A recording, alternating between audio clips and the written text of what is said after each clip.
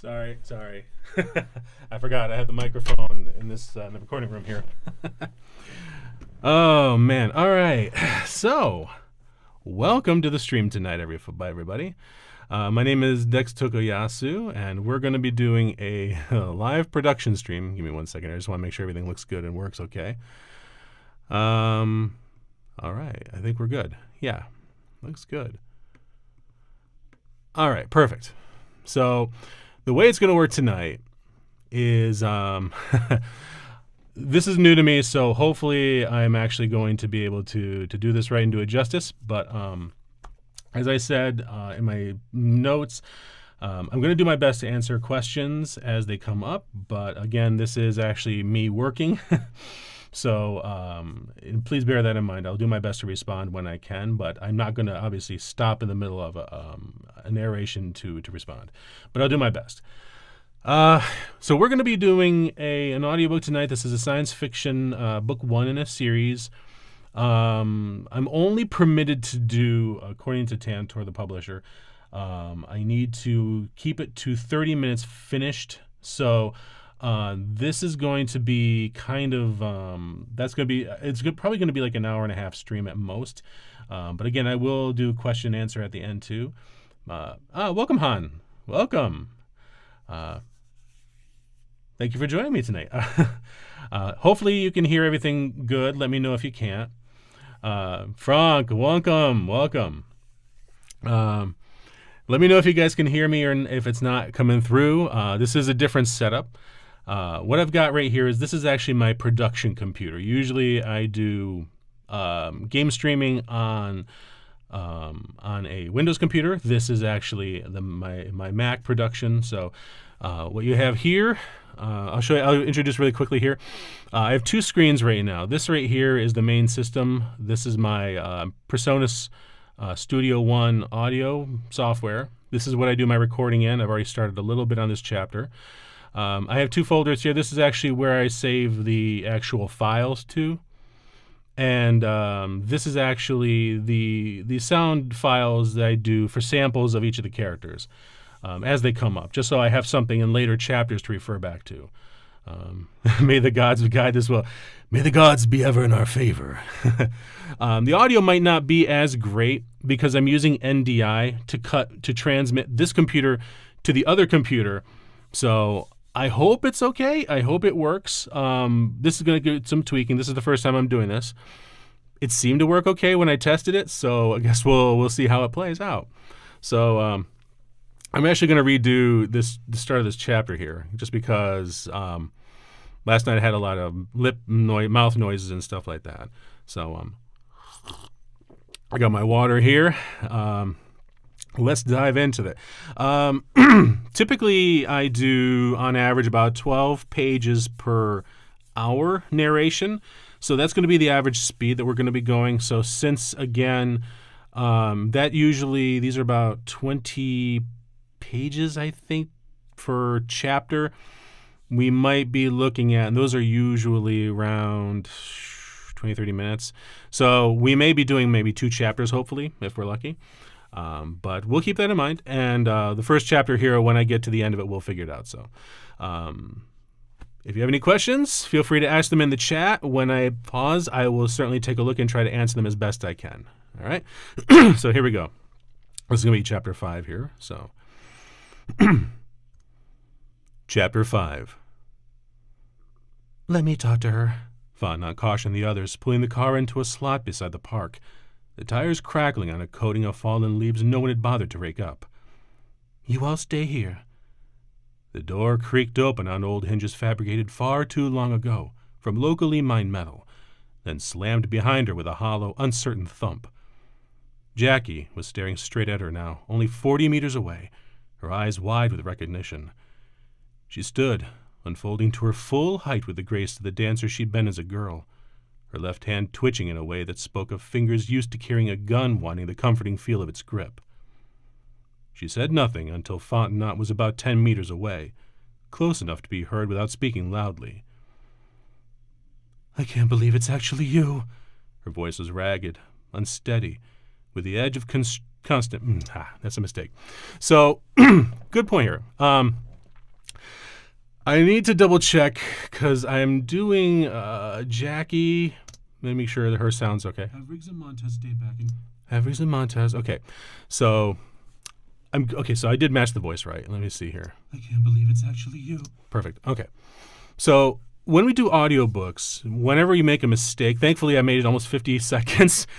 The best I've been able to do without an error is like a minute and a half before I flub. So I'll actually show you really quick. So on the second monitor, this is actually the manuscript that I have here.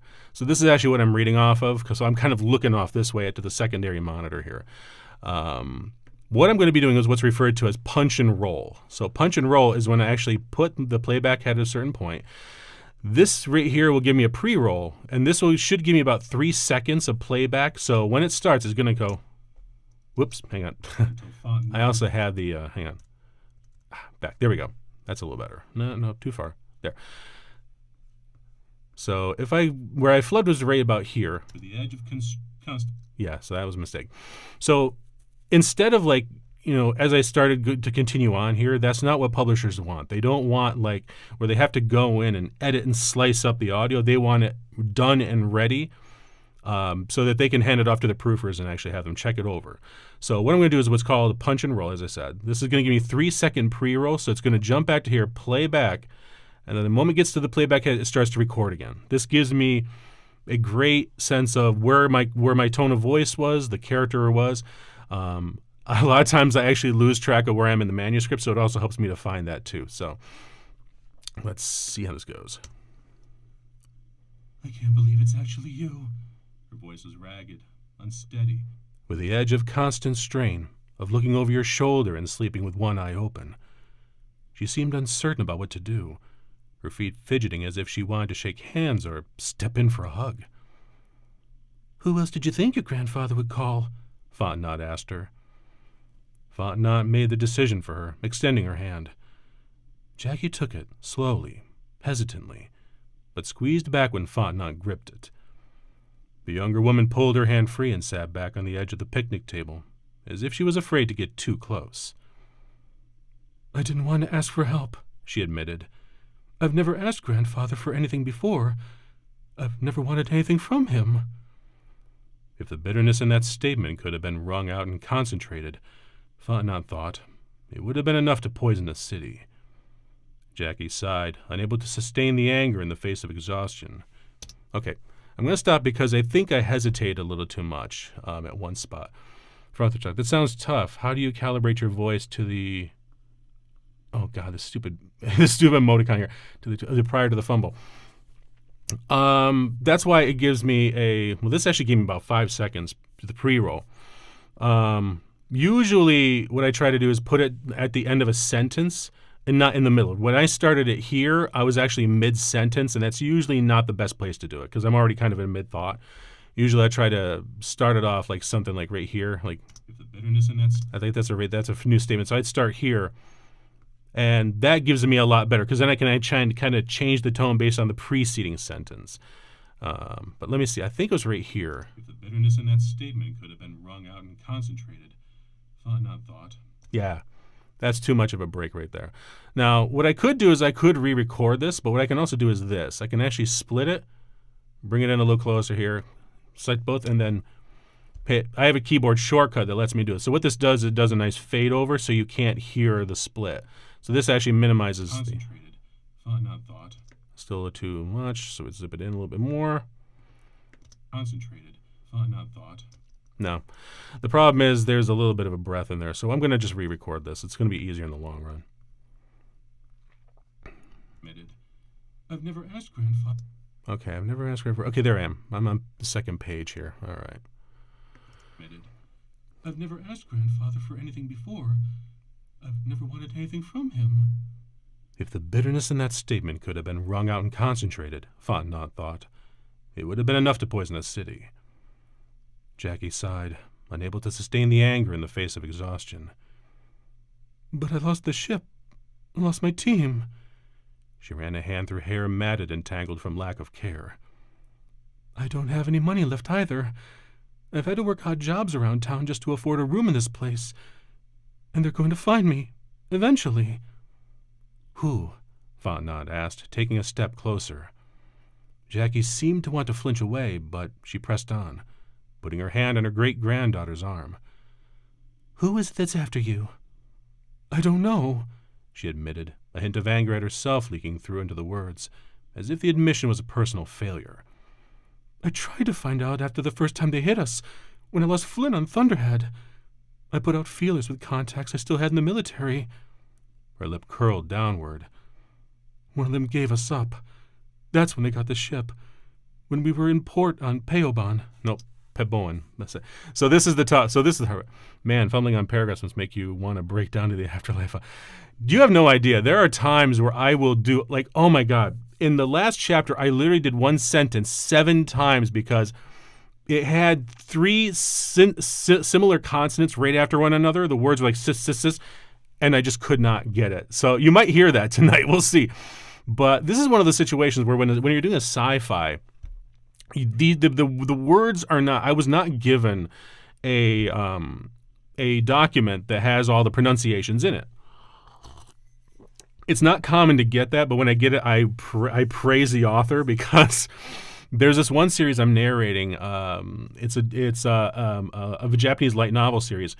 The author sent me this big spreadsheet with all the characters, the actual location, pronunciation names, and monsters in the book. And he actually said each of the words. Like, you don't usually get that, and when you get that, it makes my job so much easier. Because since we're at a break, I'll show you. I actually have what I do is it this one here? No, it's not this one. It's this one here. So right now, when I do, this might help you out, Frank. The first thing I'll do, obviously, before you do any kind of audiobook narration is read the book. I realize that's kind of like a well-duh, Dex, but the reality is I literally know narrators that refuse to read the book ahead of time because they, quote-unquote, want to be surprised with the audience.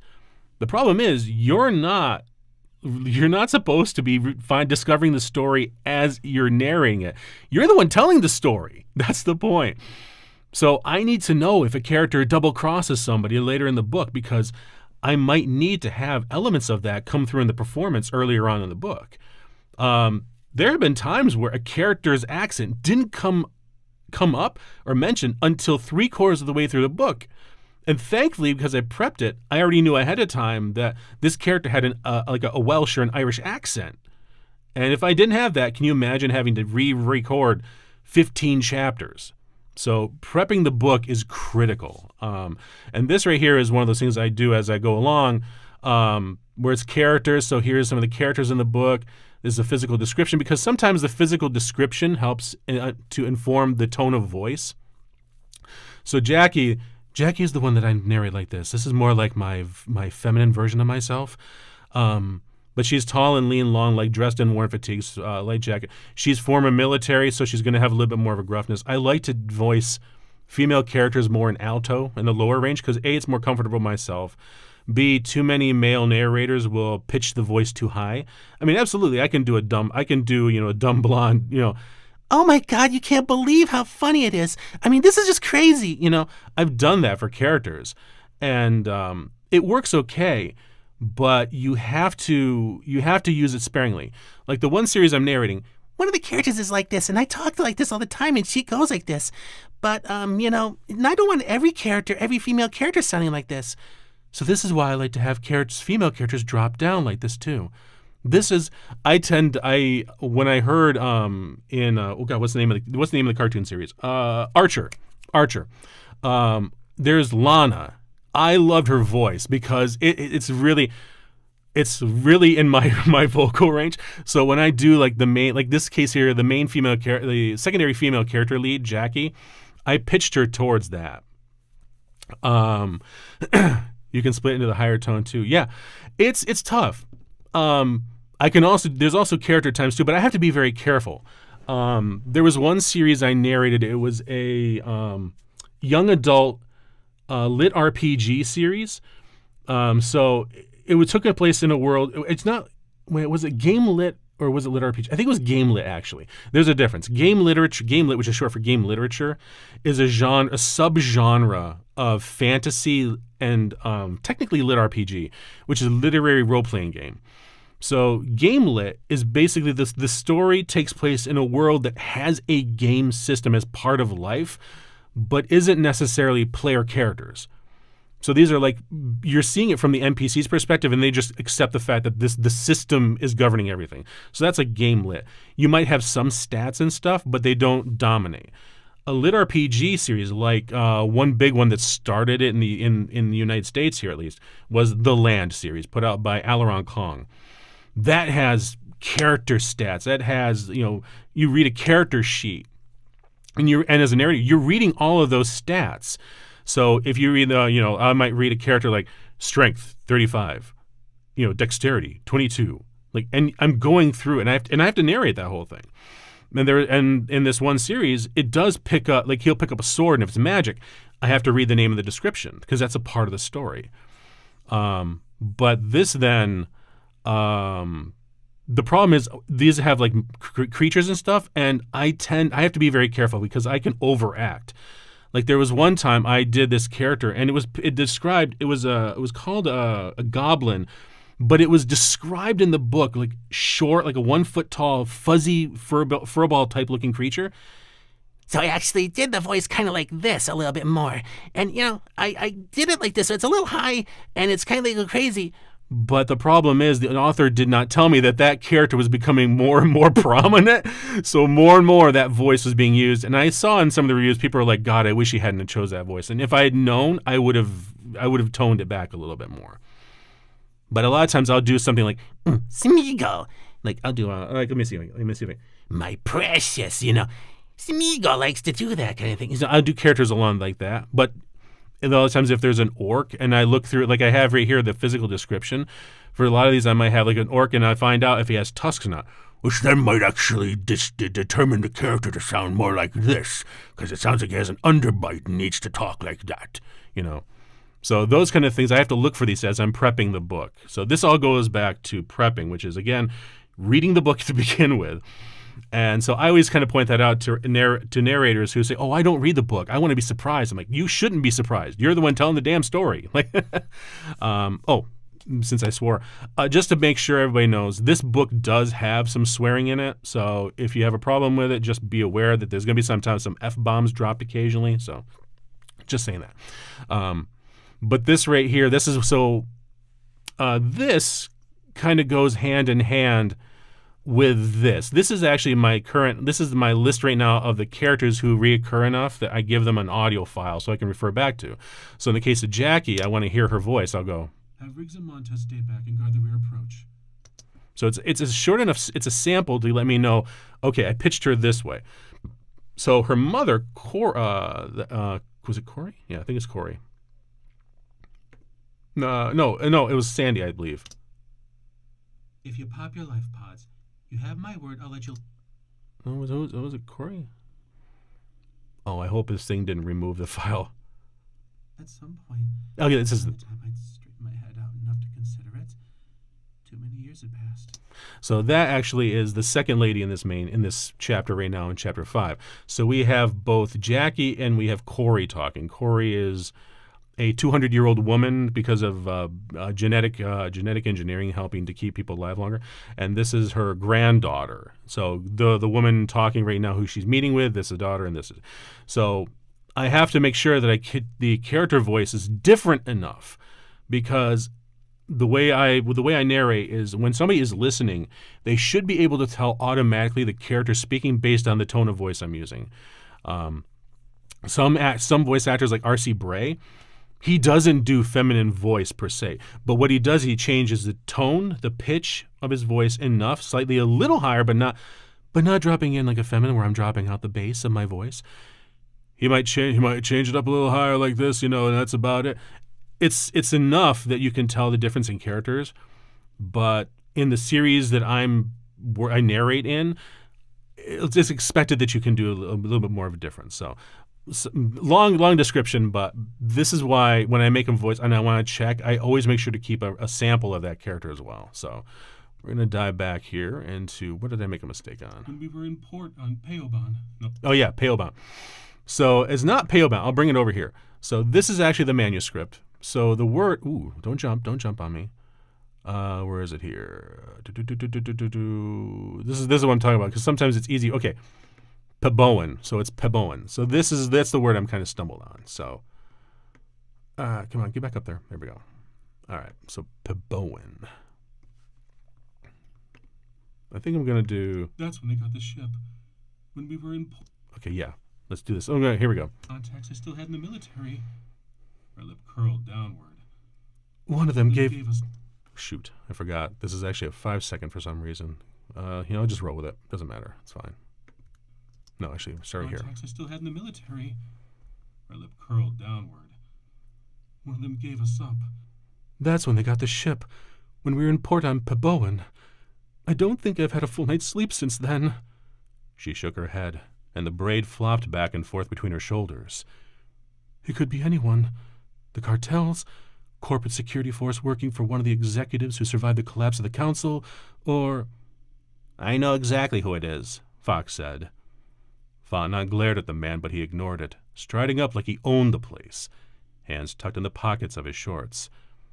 Behind him, Sandy and Ash were coming out of the car hesitantly, as if they wanted to try and stop him but didn't want to intrude. I told you to stay in the car, Fox. She needs to hear this, he insisted, not the least bit apologetic. Who the hell are you? Jackie snapped, her left hand snaking under her jacket and grasping something Fontenot couldn't quite see, but knew was a weapon. Easy. The man raised both hands, palms out in a quelling motion. I'm Richard Fox. I'm a friend of your great-grandmother's. Friend may... Oh, nope. That was too high. Too low of a voice. So, I gotta double... Hang on, what is... Let me double check. I think I'm not pitching it low enough. At some point. Okay. She's a little softer spoken. Okay. Palms out in a quelling motion. I'm Richard Fox. I'm a friend of your great-grandmother's. Friend might be too strong a word, Fontenot commented dryly. He's a major in fleet intelligence who used to run us as a back-channel covert operations team in the pirate worlds, until a few years ago. You brought fleet here? Jackie's... I don't think I got that well enough. I could have gotten a little more into that. Let's take a look here. Intelligence who used to run us as a back-channel covert operations team in the pirate worlds, until a few years ago. You brought fleet here? Jackie's face twisted in anger and sudden desperation, and she pulled the gun out, holding it at a look. No, the space in there is too much. Let me try that again here. Covert operations team in the pirate worlds, until a few years ago. You brought fleet here? Jackie's face twisted in anger and sudden desperation, and she pulled the gun out, holding it at low ready between Fontenot and the intelligence officer. It was a locally fabricated slug shooter, cheap and primitive, but probably effective enough for all that. Fontenot took a step back, motioning for Sandy and Ash to keep their distance.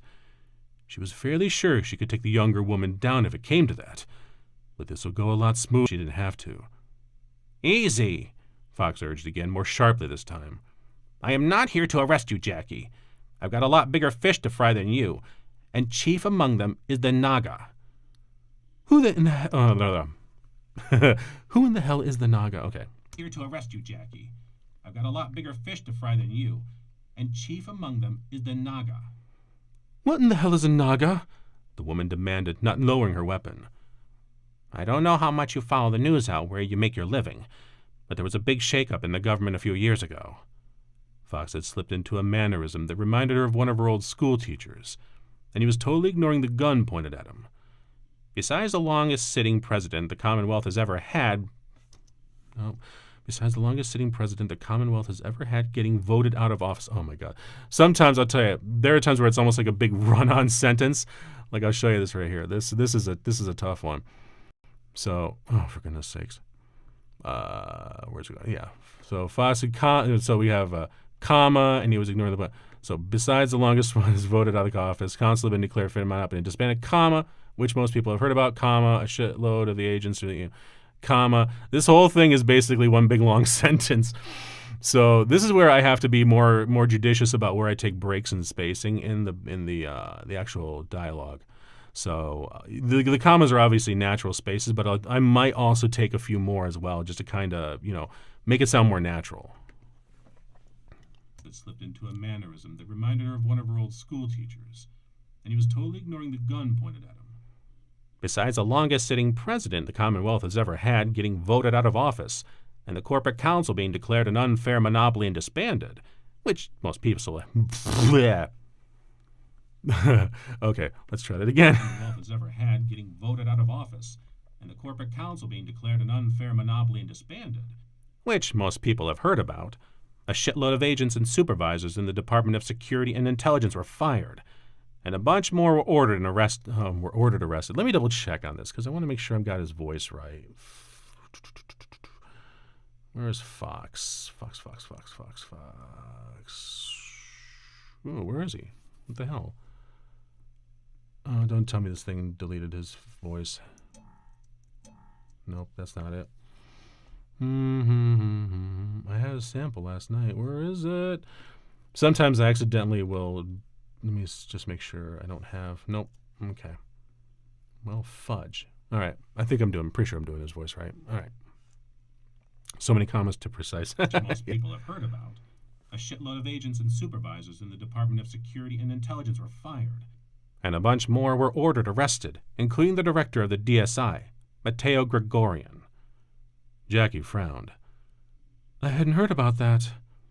Well, it's not something we wanted to spread around. Fox shrugged. Looks bad when your primary civilian intelligence agency is full of corrupt criminals ready to overthrow the government. What does all that have to do with this? Fontenot demanded, feeling her patience with the man, tenuous as it was to begin with, slipping away. So they arrested a bunch of DSI agents. I said ordered arrested, Ms. Fontenot. He corrected her, raising a finger. These are fucking DSI agents. They didn't sit around and wait for the patrol service or the MPs to come bust their doors in, and neither did Matteo Gregorian. They went underground. He grinned darkly. And what marketable skills do you think former DSI agents would be using to make a living? Mercenaries, she guessed. Out of the corner of her eye, she saw Jackie sigh out a heavy breath and finally let her weapon fall to her side. Not just mercenaries. Under Gregorian, they formed a new organization, basically a private black ops company. Intelligence agency for hire, if you will. Assassinations, black bag kidnappings, corporate and criminal espionage, whatever. And they have the best trained operators on the market. Now, no one has heard from Gregorian in a while, but Naga is still in business. He jabbed a finger toward Jackie. They're who's after you, and they don't work cheap. Son of a bitch. Jackie tucked the handgun back under her jacket. Fontenot hoped she had a holster for it and wasn't just sticking it in her belt like an idiot. Fox raised his hands to the brown and yellow sky in a helpless gesture. We want to help. We're a lot more interested in finding out who hired the Naga to go after you than... Nope. Ah, rats. Okay. We want... Let me just listen really quickly, because I want to make sure this dude... Remember the last time, Vonnie, I thought deserved it. First generation born after a life... Yep, I am getting his voice right. Okay, good. This is the time to check it. Well, I'm only like 7 minutes in, and he only appeared at like 4 or 5 minute chat mark. So, all right, good. I'm getting his voice right. In her belt like an idiot. That sounds like I could do that. For it. It wasn't just sticking it in her belt like an idiot. I think that's. See, I'll tell you. I have gotten pickups, and so pickups are when the publisher sends back a spreadsheet that say, "This is where you made a mistake. This is where you mispronounced. This is where you misenunciated." And a lot of times, if I slur the words together, they're going to hit me for it, so I have to re-record it. So that's why a lot of times, if I think for a moment, did it sound like I slurred? I'll re-listen to it. Fontenot hoped she had. Fontenot hoped. That's supposed to be Fontenot, I believe. She had a holster for. Where is it? God. Fontenot hoped she had. Okay, yeah. So Fontenot, they're going to get me for that. Fontenot hoped. Fontenot. I was like, yeah, because. Cheap.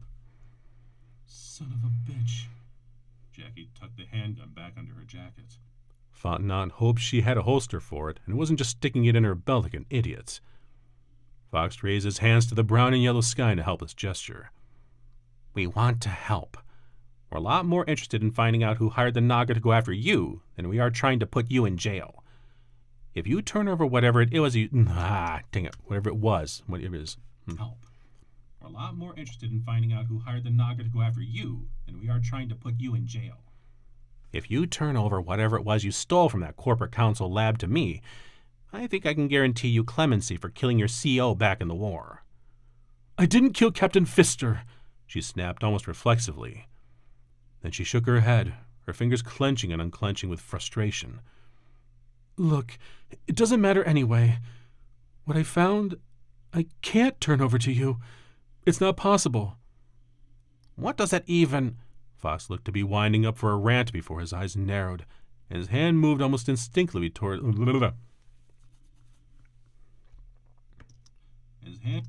No, that's not. That's two in the middle. I'm going to have to go back here. Matter anyway. What I found, I can't turn over to you. It's not possible. What does it even... Fox looked to be winding up for a rant before his eyes narrowed, and his hand moved almost instinctively toward his left ear before he arrested the motion. All the characteristics of someone getting a call over the earbud connection to their link. Who the hell would be calling you here? She asked. It's an automated alert system, he mumbled. Nah, I want to mumble that a little better. Let's see. So she, and this is where too I have to see. So it's a she. I'm pretty sure. Yeah, the last one was talked was actually was Corey. Jackie. Yeah. So okay, I got the right person saying that. All right. A call over the earbud connection to their link. Who the hell would be calling you here? She asked. It's an automated alert system, he mumbled, only half paying attention to her, eyes still unfocused as he listened to the message. It's tied into a subroutine I have running on the port security systems. Cold fingers crept up Fontenot's spine as she realized the implications of what he was saying. Someone's here, she declared, sweeping back her jacket and resting her hand on the butt of the pistol she had holstered at her right hip. She scanned the area automatically but saw no threats. Nothing moved except a lone figure meandering down the street 100 meters away. No. Meters. The butt of the pistol she had holstered at... Let me see. Someone's here. I think I can declare that a little better. Cold fingers crept up Fontenot's spine as she realized the implications of what he was saying. Someone's here, she declared, sweeping back her jacket and resting her hand on the butt of the pistol she had holstered at her right hip. She scanned the area automatically but saw no threats. Nothing moved except a lone figure meandering down the street 100 meters away, with the lack of purpose of someone who had nowhere to go. She saw Sandy and Ash noticing her movements and going into alert mode themselves, drawing weapons from under their flight jackets. Not here, Fox corrected her, waving around them impatiently. There's a shuttle at the port. Landed not long after we did. It's registered to a holding company out of Aphrodite that used to be a front for the DSI. Naga is on planet. He eyed their surroundings nervously.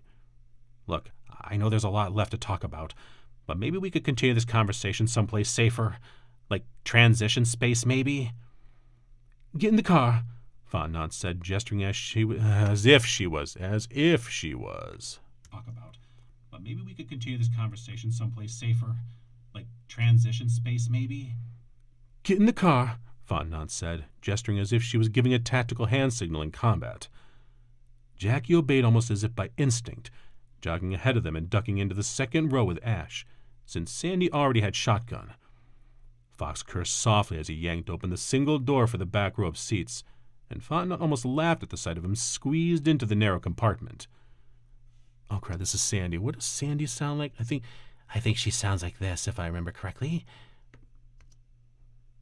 If you pop your life pods, you have my... Yeah, okay, that's her. All right, The single door for the back row of seats, and Fontenot almost laughed at the sight of him squeezed into the narrow compartment. What's going on? Sandy wondered. Fontenot touched the car's start button, the electric motor almost inaudible. Fontenot says we have bad guys coming, she abbreviated, cutting a tight U-turn away from the park, hearing a scraping of tires on curb. We're heading back to the ship. Did he finally tell you who the bad guys were exactly? Disgruntled former DSI mercenaries, Fontenot muttered, trying to shut down the conversation part of her brain and concentrate on figuring out the quickest way back to the spaceport. I'm Ash, shared the pilot in the back seat, talking to Jackie. That's Sandy. I don't think that's Ash. I don't think I have him like that. I think I have him a little soft. Let me see. Baller's running. cars running. Okay, he's got more of a voice like this. Right, okay. Not muttered, trying to shut down the conversation part of her brain and concentrate on figuring out the quickest way back to the spaceport. I'm Ash, shared the pilot in the back seat, talking to Jackie. That's Sandy. We're Grandma Corey's personal flight crew. Are you in intelligence too? Jackie asked dully, sounding overwhelmed. Oh, that's not dully enough. I want to slow it down a little more. Shared the pilot in the back seat, talking to Jackie. That's Sandy. We're Grandma Corey's personal flight crew. Are you in intelligence too? Jackie asked dully, sounding overwhelmed by Fox and his revelations. No, Sandy commented dryly. We're about as far from intelligence as we can get. We just drive the bus. Fontenot tried to maneuver around a small cluster of cabs dropping off spacers at one of the larger hostels, but had to hit the brakes when one of the cars pulled out from the pack. Her seatbelt bit into her shoulder as it jerked her back, and she cursed, laying on the horn to try to get the other driver to move.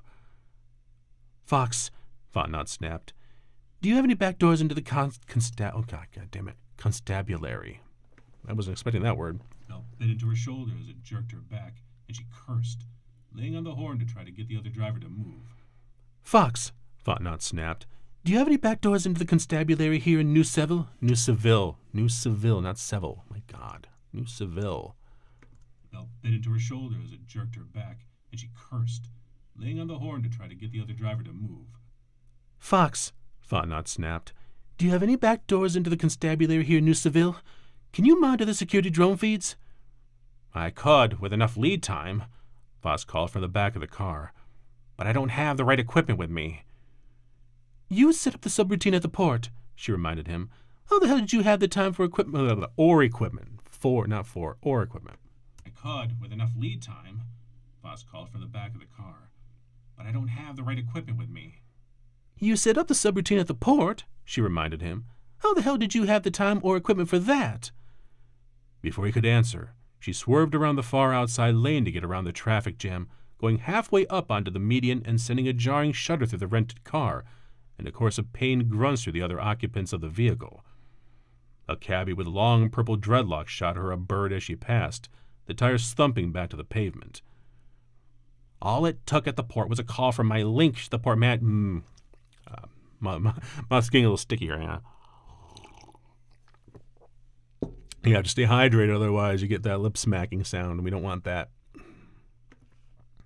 A cabbie with long purple dreadlocks shot her a bird as she passed. Wait, where was that? Okay, there it is. I lost my spot. A cabbie with long purple dreadlocks shot her a bird as she passed, the tires thumping back to the pavement. All it took at the port was a call from my link to the port management systems, Fox answered when he could talk again. He sounded put out, either by the question or by her driving. The constabulary computers aren't linked to public access systems. Fox answered when he could talk again. He sounded put out, either by the question or by her driving. The constabulary computers aren't linked to public access systems. You know the effective range of an excuse, Mr. Fox. Major Fox. Major Fox. God. Out, either by the question or by her driving.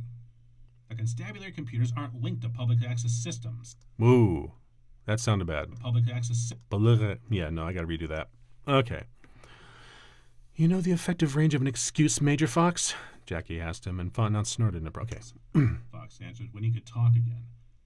He sounded put out, either by the question or by her driving. The constabulary computers aren't linked to public access systems. You know the effective range of an excuse, Major Fox? Jackie asked him, and Fontenot snorted in appreciation. Then she frowned, her automatic scan of the road freezing on something at its outer edge. Something wasn't right, and it took her a moment to spot it. There was a traffic circle at the end of the street, still half a kilometer ahead of them, the intersection where she remembered they were supposed to turn left, off the lane with the rows of hostels and back into the industrial district. There was no exit to the right. That side of the street was an open field, and Fontenot had a vague memory that there had been a huge entertainment complex there once, built to service the troops at the base, but she'd never had the chance to check it out because it hadn't been completed before she'd rotated off the planet. Straight ahead was a narrow road that she thought she'd seen on the mapping software.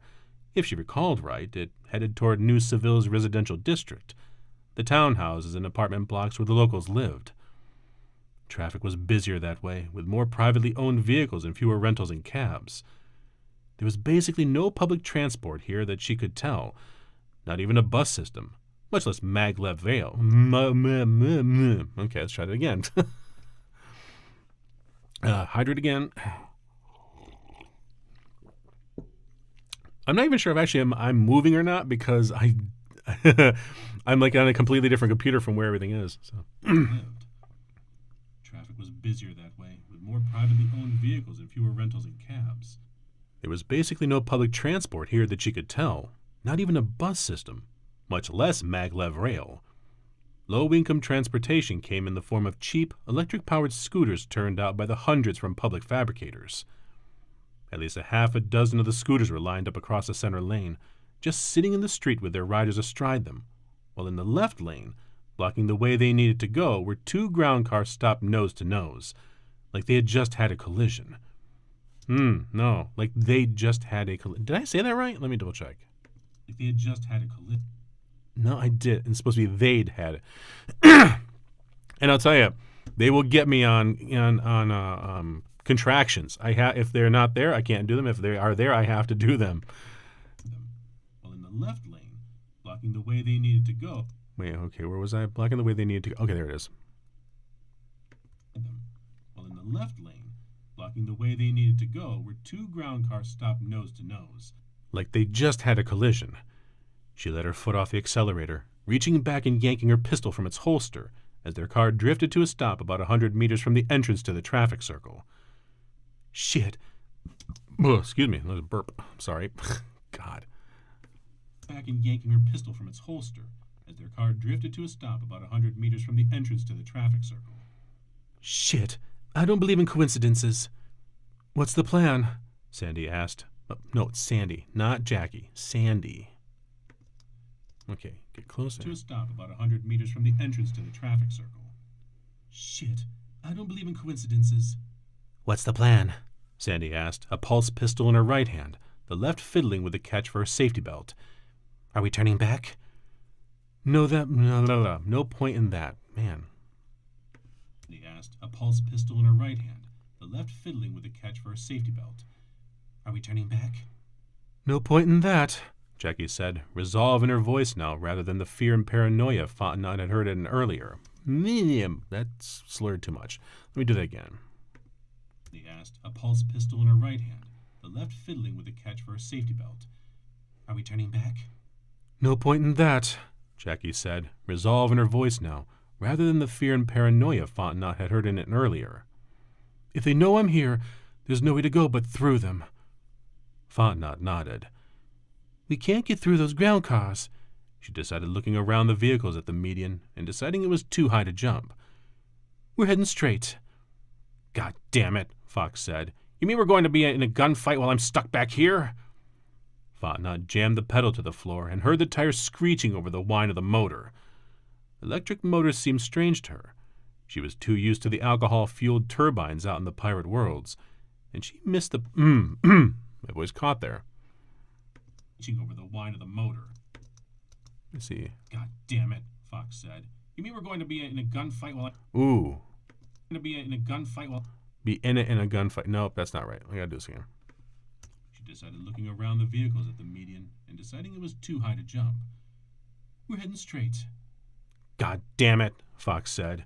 You mean we're going to be in a gunfight while I'm stuck back here? Fontenot jammed the pedal to the floor and heard the tires screeching over the whine of the motor. Electric motors seemed strange to her. She was too used to the alcohol-fueled turbines out in the pirate worlds, and she missed the powerful growl and rumble they produced. Rumble or no, the car jumped across the distance with acceleration that matched the handmade jalopies thrown together in the worlds, and 100 meters turned into 50 in a few seconds. Keep your heads down, Fontenot thundered. Nah, that was kind of like... that matched the handmade jalopies thrown together in the worlds, and 100 meters turned... I don't like the way I said that. Used to the alcohol-fueled turbines out in the pirate worlds, and she missed the powerful growl and rumble they produced. Rumble or no, the car jumped across the distance with acceleration that matched the handmade jalopies thrown together in the worlds, and 100 meters turned into a 50 in a few seconds. Oh, come on. Into a 50? That's not even right. And 100 meters turned into a 50 in a few seconds. Man, I hate when I do that. Hate it when I do that. All right, let's do that again. Used to the Where was I? rumble or no? Yeah, there we go. That's it. Used to the alcohol-fueled turbines out in the pirate worlds, and she missed the powerful growl and rumble they produced. Rumble or no, the car jumped across a distance with acceleration that matched the handmade jalopies thrown together in the worlds, and 100 meters turned into 50 in a few seconds. Keep your heads down, Fontenot thundered, noticing for the first time that her trademark NCO bellow had lost some of the grating, broken glass edge since her vocal cords had been repaired along with everything else. The motorbike riders were slow to react, like they knew something was coming but didn't know from which direction it would approach. They were faceless, sexless figures under visored helmets and shapeless coats, colored in solid pastels like some sort of fashion-coordinated street gang. She saw a couple of them begin to turn, noticing the motion, even if they couldn't hear the motors, but by then it was far... that's a weird phrasing. Hang on. Okay, she saw a couple of them begin to turn, comma, noticing the motion, comma, even... Okay, I'm going to have to get rid of that first comma. In solid pastels like some sort of fashion-coordinated street gang. Kind of like that, actually. Solid coordinated street gang. Helmets and shapeless coats, colored in solid pastel... And shapeless coats, colored in solid... That's a long pause. All right, we're going to back it up to here. Motorbike riders were slow to react, like they knew something was coming but didn't know from which direction it would approach. They were faceless, sexless figures under visored helmets and shapeless coats, colored in solid pastels like some sort of fashion-coordinated street gang. She saw a couple of them begin to turn, noticing the motion, even if they couldn't hear the motors, but by then it was far too late. They tugged handguns from under their coats, and one even managed to trigger a wild volley of shots, the burst of laser pulses flashing white lightning bolts of ionized air in their wake as they went a meter wide. God. Okay, let's try that again. The burst of laser pulses... Slight breath in there, but I cut that off. They tugged handguns from under their coats, and one even managed... No, the one. And one even managed to... Yeah, you can barely hear the one. I'd get marked for that one. ...to turn, noticing the motion, even if they couldn't hear the motors. But by then, it was far too late. They tugged handguns from under their coats, and one even managed to trigger a wild volley of shots, the burst of laser pulses flashing white lightning bolts of ionized air in their wake as they went a meter wide of the car. The last 20 meters rushed up like a video at double speed, and pastel coats were diving to either side in an impromptu dance show. And then there was a solid, metallic bang, and a sickening crunch, and something passing beneath the wheels of the car and scraping the underside as they... You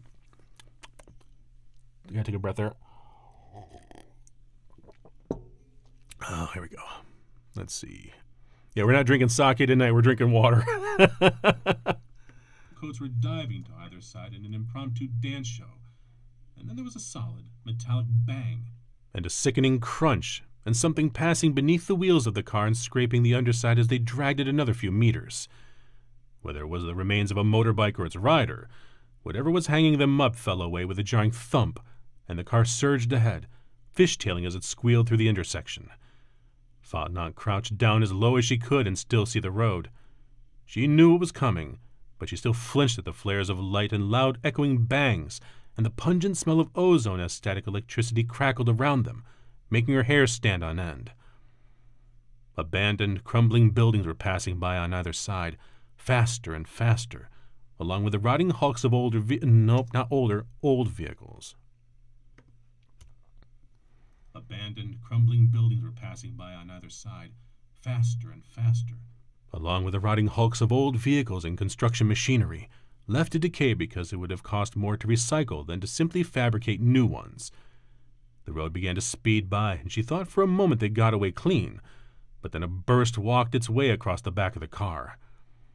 Windows blew out in sprays of vaporized, steaming plastic, and she heard shouts from behind her, but didn't turn back to see the results because traffic was ahead, along with houses and apartments and all sorts of opportunities to run into something hard and unyielding. Starting to run out of breath there. That's not good management. All right, let's see here. Speed by, and she thought for a moment they got away clean, but then Then a burst walked its way across the back of the car. Windows blew out in sprays of vaporized steaming plastic, and she heard shouts from behind her, but didn't turn back to see the results because traffic was ahead, along with houses and apartments, and all sorts of opportunities to run into something hard and unyielding. She risked a glance at the rear-view camera display on the dash and saw the bikes rolling out, what was left of them anyway, since two seemed to be missing and probably crushed, with the ground cars maybe 100 meters behind them. The lead pair in the formation were lining up pulse pistols for another one-handed volley, but beside her, Sandy was rolling down the window and leaning out left-handed, firing behind them. Fontenot bit off a curse and had to swerve sharply to the left to avoid a row of cars parked alongside of the road beside an apartment complex, then blurted the word out loud as a child. No, that's not good. One-handed volley, but beside her, Sandy was rolling down the window and leaning out left-handed, firing behind them. Fontenot bit off a curse and had to swerve sharply to the left to avoid a row of cars parked alongside of the road. Parked along the side of the road. I forgot the in there. Oh, man. Yeah, there's a lot. I'll tell you, there's a lot of, I got to fix this, got to fix that. So it's a very much, this is, oh, man, I'm taking a break here because of my voice. There's a typical rule of thumb that I find when it comes to when I have to estimate how long it's going to take for me to do an audiobook project. And I'm accounting for these kind of issues where I have to stop and fix and stop and restart. Usually for a total, to determine how many hours, we usually say it's 3 or 4 hours of production to make 1 hour of finished audio. And this is the reason. This is one of the reasons why, because I'm constantly having to stop, fix the, go back in, punch and roll in to fix the mistake, constantly having to monitor to make sure I'm saying things correctly. And it can absolutely add up real quick. And that's one of the things I want to cover, and I've started recording it, but it's going to be a bit talking about how audiobook production, among some other voice acting industries, what kind of the costs are invoked in them. And the fact of the matter with audiobooks, the ROI isn't great, the return of investment, because I'm not going to be paid based on the production time. So even though this might take me, a good hour to work on 12 pages, so the whole book itself being 348 pages, we're talking like a good 40 some hours, I'm not paid for those 40 hours. If this thing turns out to be 12 hours long, I'm paid for the 12 hours. So that's why a lot of times you'll see rates online, like somebody does some research and say, oh my God, look how much an audiobook narrator makes. They make I think SAG posts it to be $250 per finished hour, but that's for where you don't have to do any proofing or editing or anything. You just hand the files like I'm doing. And sometimes if I'm doing it for an indie, I'm charging more. I might charge $375 per finished hour because I also have to pay myself. I have to pay myself. I have to pay a proofer, and I also have to pay somebody to produce the files for me. So those costs have to be rolled in. That's why a lot of times when people see those prices, they think, oh my God, you're making so much money. No, you're not. There's a lot. And plus, we're not even talking about taxes. We're not talking about insurance, all those things, because as an independent contractor, the companies don't pay that. I have to pay that myself. So that's one of the differences between being a full-time employee and an independent contractor. Which voice acting has always been independent. I've never heard of it where somebody was on staff as a voice actor. You might be for interpreting or something like that, but not as a not for voice acting usually. All right, so let me see. We're right there. I think I'm going to do this French here. One-handed volley. But beside her, Sandy was rolling down the window and leaning out left-handed, firing behind them. Fontenot bit off a curse and had to swerve sharply to the left to avoid a row of cars parked along the side of the road beside an apartment complex, then blurted the word out loud as a child stepped out into the street between those cars.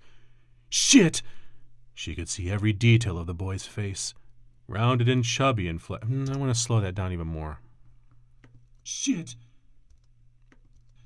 There's some breath right there, but let's get it right there. And blurted the word out loud as a child stepped out into the... As a child? I don't like that. I don't like the way I said that. Hang on.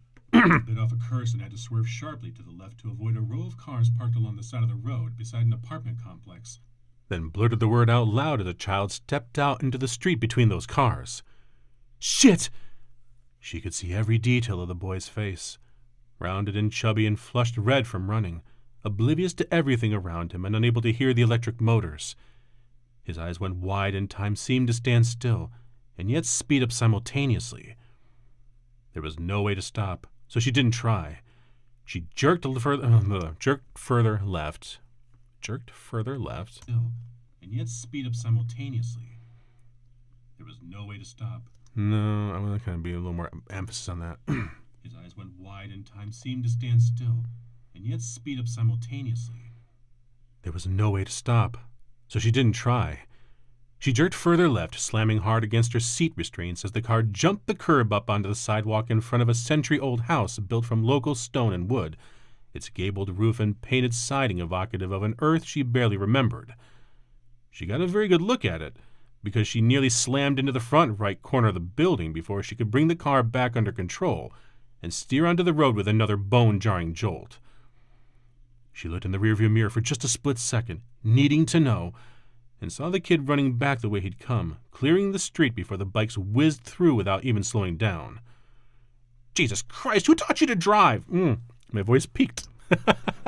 My voice peaked. Oh, here we go. Okay. Sometimes, I tell you, a lot of books I get don't have swearing, but when I do, it's kind of fun because it gives me a little catharsis right there, you know? Oh, man. Thankfully, I don't. That's really peaked. Yes, I did. Would chats like flashbacks call for a more monotonous? Oh, I'm sorry, Frank. I missed your question there. Would chats like flashbacks call for a more monotonous voice? Okay, we're talking about. Okay, yeah, we're going back to the gamelet. So I'm really sorry I didn't see that, man. No, yes and no. If we're talking like text messaging, I've only had a few books where they had text messaging in it, and sometimes I might, but there's still going to be slight emotion in it, especially if there's emojis. Oh my God, if there's an emoji, I have to actually say it out, like, you know, colon parenthetical, you know, or something, you know. I can say smiley face, but sometimes like obviously if manga were saying their deck's really peaked XD, you know.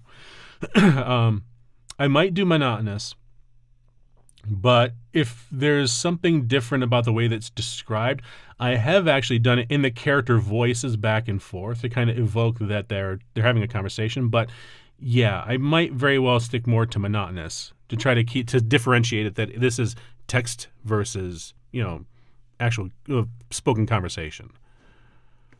But it really depends on the book. Okay. And saw the kid running back the way he'd come, clearing the street before the bikes whizzed through without even slowing down. Jesus Christ, who taught you to drive? Fox yelled from the back. Do you have a gun, Fox? She yelled back. Of course I do. Then shut up and start. Oh, I wanted to say start. Nope, he does not say. Oh, see, this I got to watch out for too. See this right here? That little line right there? That might very well actually be a legitimate like peak, where it actually it goes above the range and actually will cause cause an error because it's too high out of the frequency. So I might have to go back and actually drop the gain on these a little bit just to kind of make it so it works fine. To drive, Fox yelled from the back. Do you have a gun, Fox? She yelled back. Of course I do. Then shut up and shoot at something. Which way are we going? Sandy wondered. Why did I think it was senior?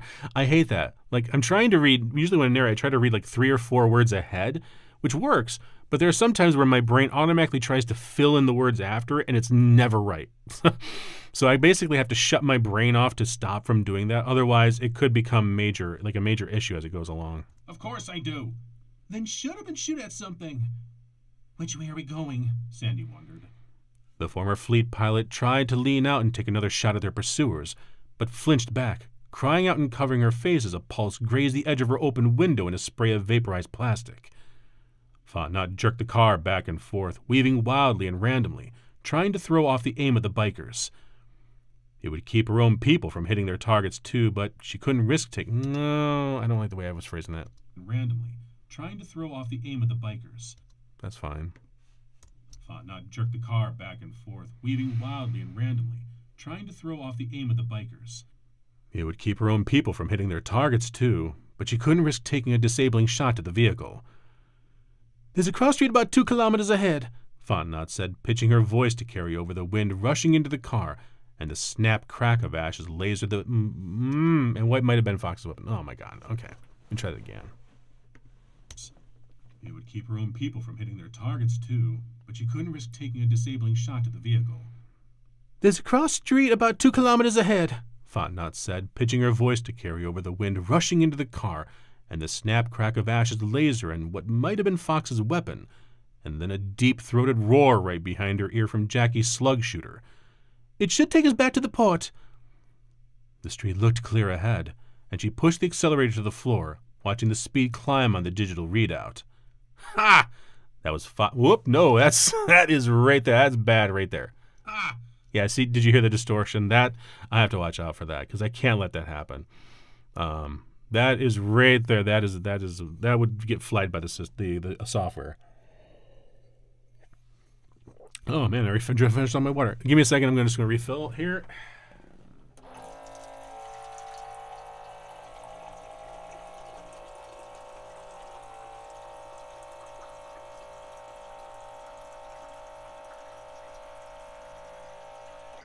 There we go. Do. The distortion peak. Yeah. See, that's the thing. I have to be very careful because I'm more of a method actor. So there was a saying one of my audiobook coaches said to me, and she was like, "Dex, you're not acting to the back row." And if you've ever done stage acting, you know what that means. In that when you're on stage, you have to make sure that your voice is heard all the way to the back row. And that could be 30 rows of seats back, 40 rows of seats back. So you have to project.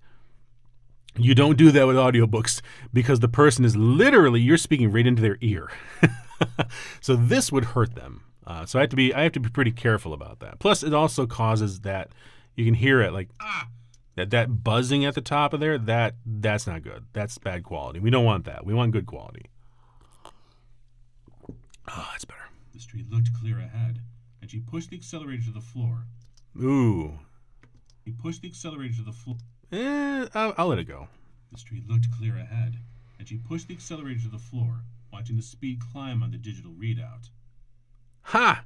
That was Fox yelling from the back, just on the echo of a burst from his pulse pistol. "I got one of the little fucks!" She checked the camera display and saw one of the bikes spinning on its side in the street 50 meters behind them, its rider tumbling head over heels, arms and legs bending and twisting unnaturally as the impact with the pavement finished what the laser had started. The others veered off on either side, trying to clear the wreck and the wreckage of the man, but one of them couldn't quite make it and pitched sideways, his bike rotating on its axis like a top as it flew through the air just ahead of him. The crash might not have killed him, but the car following behind running... Oh, that's bad. Okay. Thankfully, it's not... Okay. Thankfully, this isn't, like, descriptive, but yeah. Quite naked and pitched sideways, his bike rotating on its axis like a top as it flew through the air just ahead of him. The crash might not have killed him, but the car following behind running him over almost certainly did. The pursuit vehicles didn't slow down for 1 second to check on their casualties, and Fontenot's eyes in concentration were drawn back to the road in front of her, following the curve around a series of gated subdivisions that lined the northern edge of New Seville. She gunned the rental around the curves, hugging the inside of the lane but knowing that the remaining 2 bikers would gain ground on them. They could take tighter corners than any car. There were no side streets to lose them on out here, just open fields and fenced-in private parks on land owned by the subdivisions, and even at top speed the rental car wasn't going to make it through one of those fences. A couple kilometers ahead of them, backlit by the setting primary star, she could see the looming silhouettes of warehouses and fabrication plants out past the parks and houses and schools. That was the good news. Out there was the okay. Oh, let's see. What are we at? We are at 20 finished minutes. Okay, good. I can do about 10 minutes more before I have to stop according to my permissions from Tantor. So She could see the looming silhouettes of warehouses and fabrication plants out past the parks and houses and schools. That was the good news. Out there was the turn that would take them back to the port. The bad news was... Traffic! Sandy yelled, pointing ahead. Oh, I looked away. I shouldn't have looked away. A turn that would take them back to the port. The bad news... That was the good news. Out there was the turn that would take them back to the port. The bad news was... Traffic! Sandy yelled, pointing... No, it's Sandy. No, yeah, that was right. Oh, damn it. That was the right voice. That was the right character. Dang it. I had it right. Okay. I questioned myself. It was Jackie I was thinking, but no, it's Sandy. That was the good news. Out there was the turn that would take them back to the port. The bad news was... Traffic! Sandy yelled, pointing ahead, as if Fontenot couldn't already see it. This wasn't a few cars, though. It was lines of cargo trucks bringing in ore from outside the city to the fabricators, stacked up in a jam 100 meters long on the right side of the road. She glanced off to the right. It was an open field, mostly dirt, mostly flat with a couple mounds of sand until it ran into the rear storage lot of one of the fabrication centers. She thought about warning everyone, but it wasn't likely to do any good, so she just took the car over the curb and ignored the outraged and alarmed shouts. This could work, she thought, checking the rear camera. The bikes were following, but the car stayed on the road, hoping to cut them off. If she could cut through the She thought, checking the rear camera. The bikes were following, but the car stayed on the road, hoping to cut them off. If she could cut through the factory parking lot, she could get out of there in front of the cars. She knew they wouldn't be able to get through that line of trucks faster than she could clear this field. If the car doesn't lose an axle between point A and point B anyway... The empty lot might have looked flat, but at 60 kilometers an hour, the car was slamming over ruts in the dirt with a violence that crashed her shoulder against the door and slammed her head back into the seat. She had a vague sense of the others being thrown around, but couldn't take her eyes away from the wheel long enough to know for sure. Couldn't even check around them to see how close the two bikes were. Bikers, not bikes, bikers. She had a vague sense of the others being thrown around, but couldn't take her eyes away from the wheel long enough to know for sure. Couldn't even check around them to see how close the two bikers were. There was this feeling, a feeling she'd had before jumping out of an airplane, or jumping into bed with a stranger. Okay, that's... There was this feeling, a feeling... There was this feeling.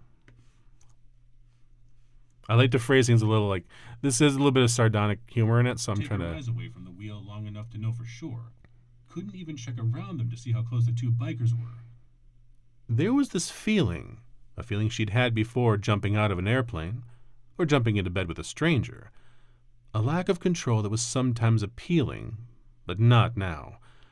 She was rolling headlong at top speed, and just the slightest thing going wrong could turn it all into a disaster. That was when she saw the hopper. On the surface, it seemed innocuous. The ducted fan helicopters were all over the colonies.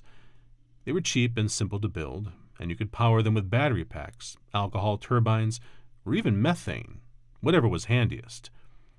It was running a bit low, not more than 50 meters up, barely clearing the roof of one of the warehouses on the street. But Andalusia was a wild and woolly periphery sort of place, where you could get away with things that would have gotten you fined or even arrested in the core colonies. The heavy pulse laser mounted on the nose, though, that would probably get you arrested even here in New Seville. Fontenot clenched her stomach muscles against a falling sensation, like the world was dropping out from beneath her. The laser flared, and brightness swallowed up everything.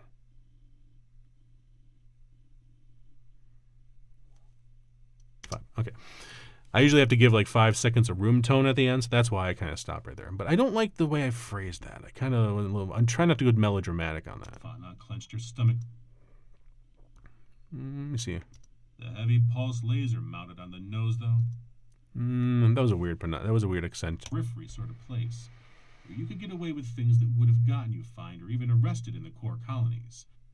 The heavy pulse laser mounted on the nose, though? That would probably get you arrested even here in New Seville. Fontenot clenched her stomach muscles against a falling sensation, like the world was dropping out from beneath her. The laser flared, and brightness swallowed up everything. Okay, that's better. That's better. All right. Hit the back. Give me just a 5-second tone. There we go. 1, 2, 3, 4, 5. Perfect. Okay. So that is chapter 5. So now what I'm going to do is I got to capture this. I'll save this here. I'm just not going to rename. I just need to capture because this is going to be the file name. So make sure it's on. I'm going to export. Paste that there. We're going into this directory here. Open up. All right. And I don't want an MP3. I want a WAV file. Mono, because we don't want left and right stereo. We never want that. Between songs starting in. That's fine. And we're going to... Now, this is where we're going to see if I peaked.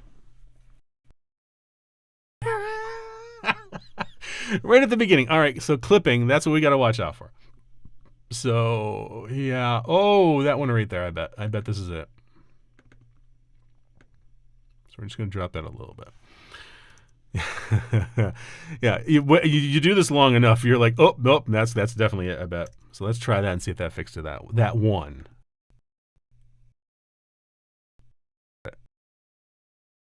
See more. Yep, there we go. All right, so that's back at the 9-minute mark. The worst part is the software doesn't give me like a list of the things that peak. I wish it did. I know it's on the feature list, but that's been on the feature list for like 4 years. So I don't think it's going to be put in anytime soon. It's like it can tell me, obviously. This might be it right here.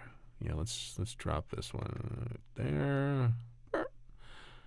What was the drop gain? That was -1. Okay, yeah, -1.1 dB. I want that drop because it was one decibel over.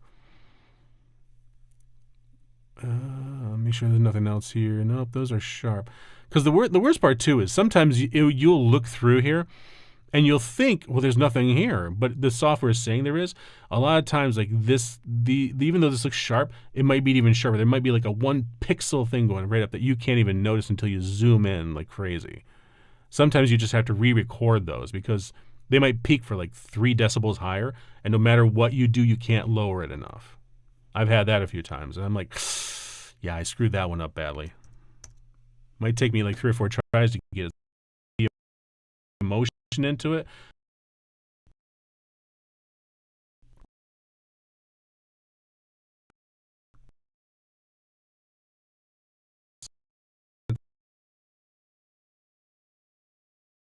Minutes, 17 minutes. It's going to be another.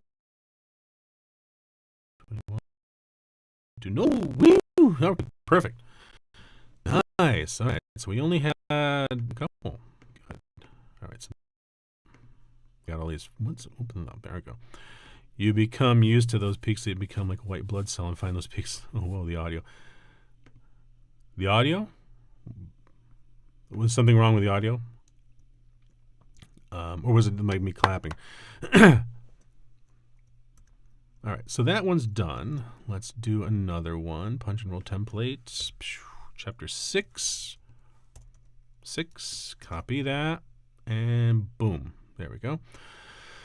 That one, okay, how long was that? 21 minutes, I think it was. 22 minutes. So I can do 6-7 minutes in this one. All right, that's good. Let's keep on going. How's everybody doing in there? How's everybody doing in the chat? I know I'm trying to pay attention, but I'm also trying to get work done, so hope I'm not missing anybody. Hope, let me see here. I'm going to double check to see how's it going. Right now, the audio like randomly cut out followed by distortion on stream. It might very well have been when it finished exporting the file. I apologize if that kind of popped through too much.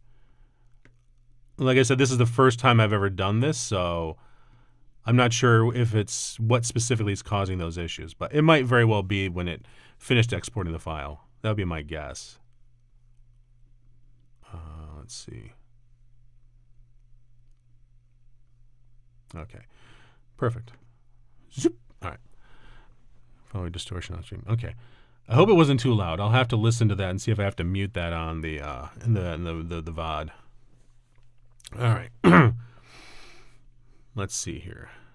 We'll do chapter 6. All right, here. Here we go. If that's the case, then that's fine in exporting sense. Yeah, like if we listen to it, like if we listen to it by the end, it's not going to be. Chapter 5. So it wasn't a few cars that lived to see how close fined or even arrested in the core colonies. The heavy pulse laser mounted on the nose, though? That would probably get you arrested even here in New Seville. Fontenot clenched her stomach muscles against a falling sensation, like the world was dropping out from beneath her. The laser flared, and brightness swallowed up everything. Okay, yeah. Yeah, that must have been the export. It wouldn't surprise me. Because, like, I've got on this Mac here, I have OBS. I have OBS running in the background because this is OBS is streaming to OBS basically, and then my streaming PC is actually what's exporting out and has VTube Studio running on there so that you can see me. Hopefully you can see me. I'm not sure. Let me double check. I forgot to check that. Like, can you actually see me still? Okay, yeah, I am still moving. Good, perfect. Yeah, it might have been. You can find out when you review the. Yeah, exactly. All right. Here we go. Let's go into chapter 6 here.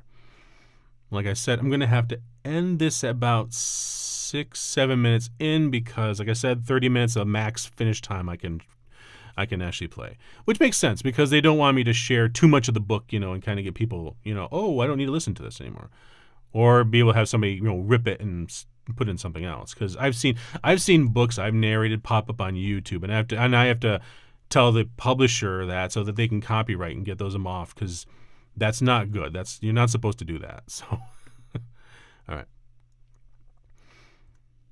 Chapter 6. Pure, sun-bright white washed out Fontenot's vision for just a moment, and in that space between heartbeats, she was sure she'd failed and they were all dead. But the car kept rolling, slamming into a rut in the dirt, and she blinked the glare away, realizing that the plasma flash of the near miss had blinded her for a second.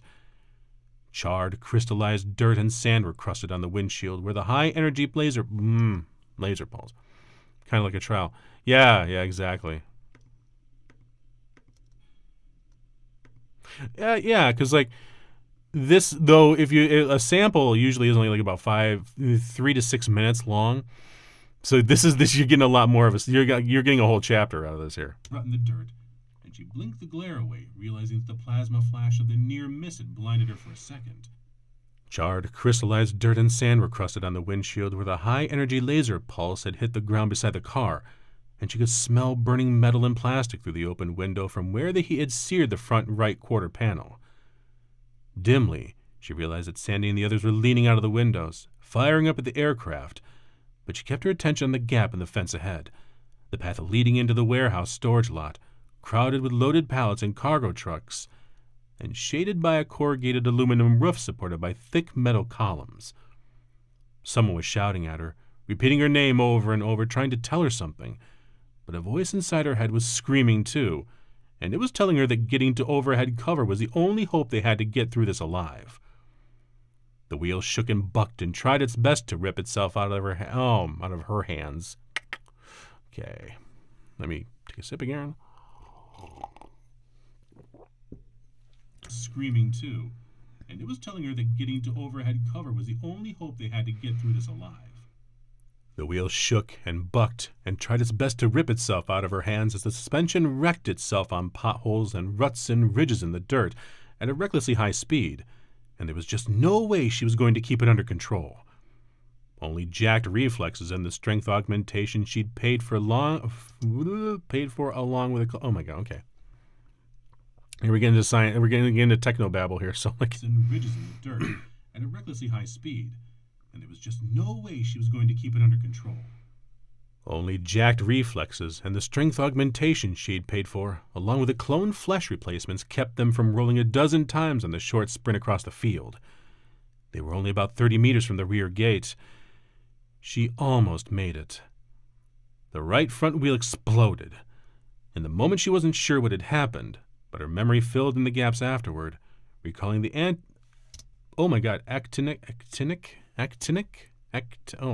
Okay, so here I can show like how what I have to use to actually find out pronunciations. So let me go to this one here.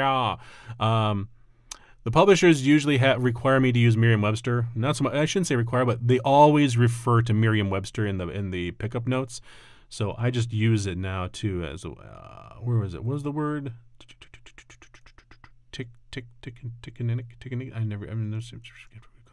Actinic, yeah. Actinic, that's it.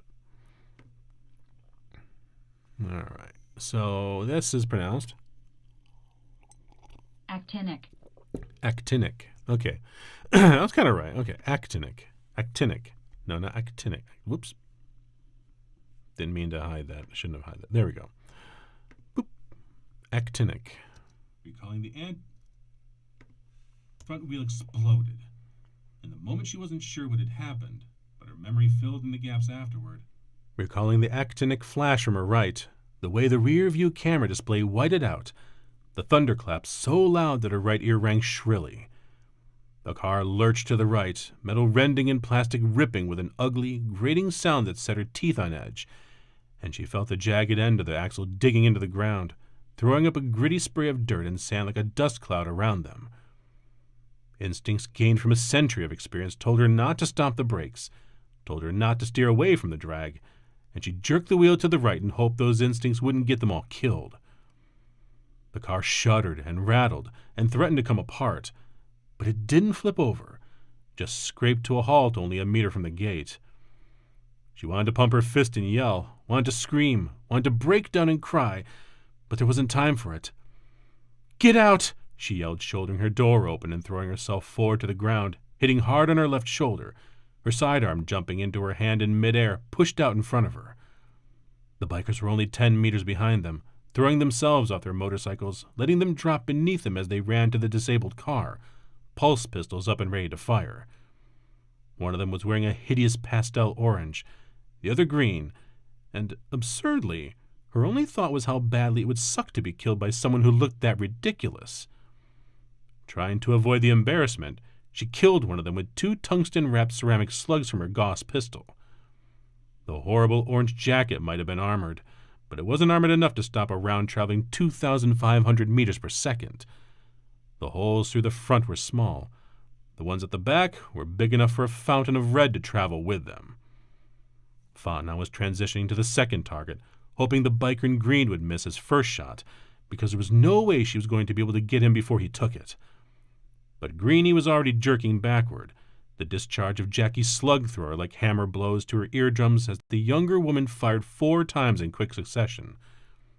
That jacket was armored, and she could see that the handgun rounds weren't penetrating. Oh, man, penetrating.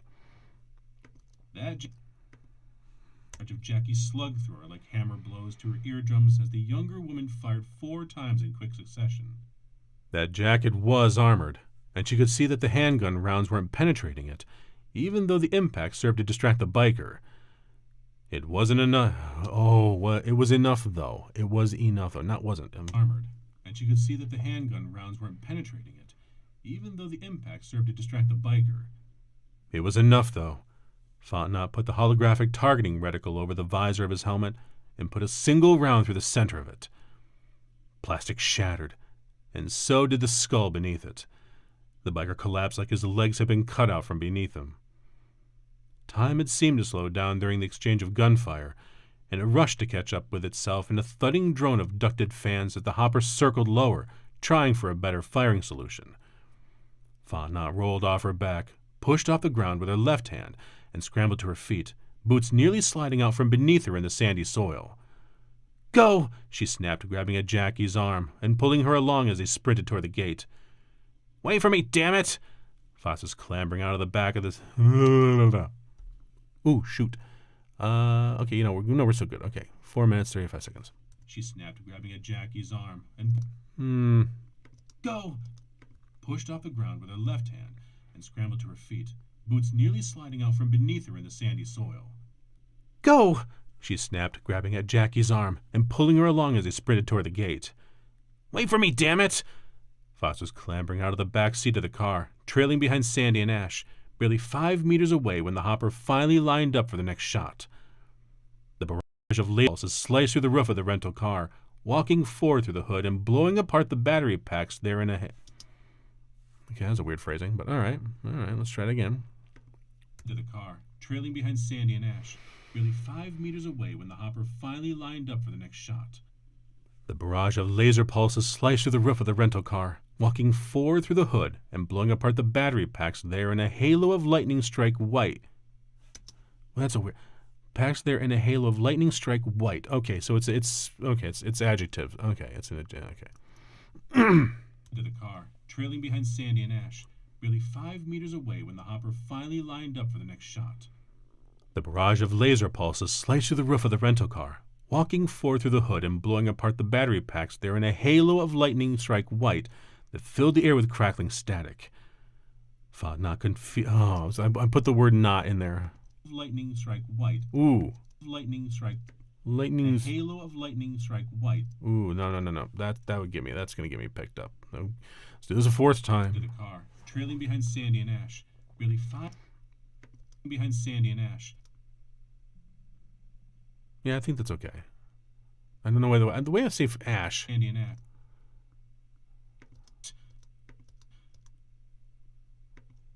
Okay, let's She go back a snapped, little more. grabbing Jackie's arm and pulling her along as they sprinted toward the gate. Wait for me, damn it! Fox was clambering out of the back seat of the car, trailing behind Sandy and Ash, barely 5 meters away when the hopper finally lined up for the next shot. I'm going too fast. That's the problem. I'm going way too fast. Let me slow it down a bit. Oh, I almost had a burp there. Oh, there it is. Excuse me. I don't want to kind of get rid of the breath. She snapped, grabbing at Jackie's arm and pulling her along as they sprinted toward the gate. Wait for me, damn it! Fox was clambering out of the back seat of the car, trailing behind Sandy and Ash, barely 5 meters away when the hopper finally lined up for the next shot. The barrage of laser pulses sliced through the roof of the rental car, walking forward through the hood and blowing apart the battery packs there in a halo of lightning strike white that filled the air with crackling static. Fontenot could feel the heat on her neck even from the other side of the fence, but she didn't turn, didn't stop running until she had Jackie behind the ancient, rusted trailer of a cargo truck. The woman jerked her arm away from Fontenot's hand where she'd been pulling her, glaring at her with the resentment of a seasoned fighter being treated like a helpless child. Fontenot sympathized, but didn't have time for sparing feelings. Sandy and Ash rounded the edge of the truck nearly side by side, and she knew it was because Sandy had waited until Ash was clear of the car to run, and Fox threw himself flat on the ground behind the trailer's rear wheel just ahead of another burst of laser fire that banged against the opposite side of the trailer. Oh my God, that's a long run-on sentence. Ooh, 5, 6, 7. What was this? 22 minutes. Okay, yeah, we're good. Okay, one more minute. Under the edge of the truck, nearly side by side, and she knew it was because Sandy. Ooh, no, and she knew it was because Sandy. Okay, I got Fighter being treated separate like a the helpless words. child. Fontenot sympathized, but didn't have time for sparing feelings. Sandy and Ash rounded the edge of the truck nearly side by side, and she knew it was because Sandy had waited until Ash was clear of the car to run, and Fox threw himself flat on the ground behind the trailer's rear wheel, just ahead of another burst of laser fire that banged against the opposite side of the trailer in explosions of vaporized metal. Fontenot cringed, expecting the powerful blast to blow right through it, but it must have been loaded down with metal powder or something substantial, because nothing penetrated their side. The drone of the hopper's fans took a higher tone as it climbed, circling around the overhang to try for a better shot, and Fontenot heard relieved exhalations of breath beside her. "The hopper could be calling the ground cars that went around," Ash said, wiping absently at the blood trickling from his nose that Fontenot figured was from the shaking up no. Okay, let me double-check Ash's voice. Baller's running. I gotta get a better sample of that. Baller's running. The hopper could be calling the ground cars. That's okay. I think I kind of like that. Around Okay. the overhang to try for a better shot, and Fontenot heard relieved exhalations of breath beside her. "The hopper crew will be calling the ground cars that went around." Fash? Where the hell did that word come from? That's Ash, not Fontenot Fash. heard relieved exhalations of breath beside her. "The hopper crew will be calling the ground cars that went around," Ash said, wiping absently at the blood trickling from his nose that Fontenot figured was from the shaking up she'd given them on the drive over the empty lot. "They'll be trying to cut us off." "We need to split up. Give them more than one target to choose," Fontenot decided. "Ash and Sandy, head straight to the port, get to the ship. If they don't go after you, take off and I'll guide you to a pickup spot." She looked over at her great-granddaughter and suppressed a frown. Jackie was breathing hard, but not from exertion, she thought. It was more like she was on the edge of hyperventilating. Hyperventilating? Hyperventilating. On the edge of hyperventilating. I think I said that right. It was more like she was on the edge of hyperventilating. No, no, no, no, no, no. Hyperventilating. Vash from Trigun. Not quite, not quite. Take off and I'll guide you to a pickup spot. She looked over at her great-granddaughter and suppressed a frown. Jackie was breathing hard, but not from exertion, she thought. It was more like she was on the verge of hyperventilating. Now I'm questioning. Hyperventilating. Edge of hyperventilating. Okay, so I said it right there. I'm just going to go with it. This is crazy. Breathing hard, but not from exertion, she thought. It was more like she was on the edge of hyperventilating. She's been on the run for a while now, seeing everyone she knows die in front of her. Jackie, you come with me, she said. We'll circle around the edge of the industrial zone, try to keep you out of sight of the enemy. They may not know who we are, but they sure as hell know you. What about me? Vox demanded as they started to move away from the truck. He had a pulse pistol in his hand, and Fontenot had no idea how he concealed the thing under that shirt. You were the one who wanted to come along, Major, she reminded him, cocking an eyebrow. Make yourself useful and draw the hopper away from us. Fuck you too, Fontenot, he replied with a scowl, but then shook his head and started running for the other oh my god. Fuck you. Okay, man. This is the only time you ever hear me swear a lot. Fuck you too, Fontenot. Okay, yeah. Useful and draw the hopper away from us. Fuck you too, Fontenot, he replied with a scowl. But then shook his head and started running for the other open side of the store. Oh my god. Other open side. Useful and draw the hopper away from us. Fuck you too, Fontenot, he replied with a scowl. But then shook his head and started running for the other open side of the storage lot, where the hopper had been circling. You better wait for me, he warned before he vanished from sight behind a pallet of plastic storage tubs. Fontenot waited a moment, heard the tone of the hopper's fan shift again as it changed directions. Change direct. Hold it 731. Ooh. We are... Okay. Yeah, I got to stop here. I think I'm close to hitting the 30. All right, we're going to save right now. Oh, man. Okay, so that was actually not that bad. It was like, got some decent amount of work done. Good. So let me there's some other things I wanted to kind of share. I know not too many people are on, but hopefully in the VOD, if they watch, it'd be great. Here we go. So some of the sites that I use, I've talked about in the past, but I kind of think it's kind of cool to actually like take a look at them. Obviously, Merriam-Webster, this is where I get most of the pronunciations and such. There's another one too, which is interesting, called Youglish.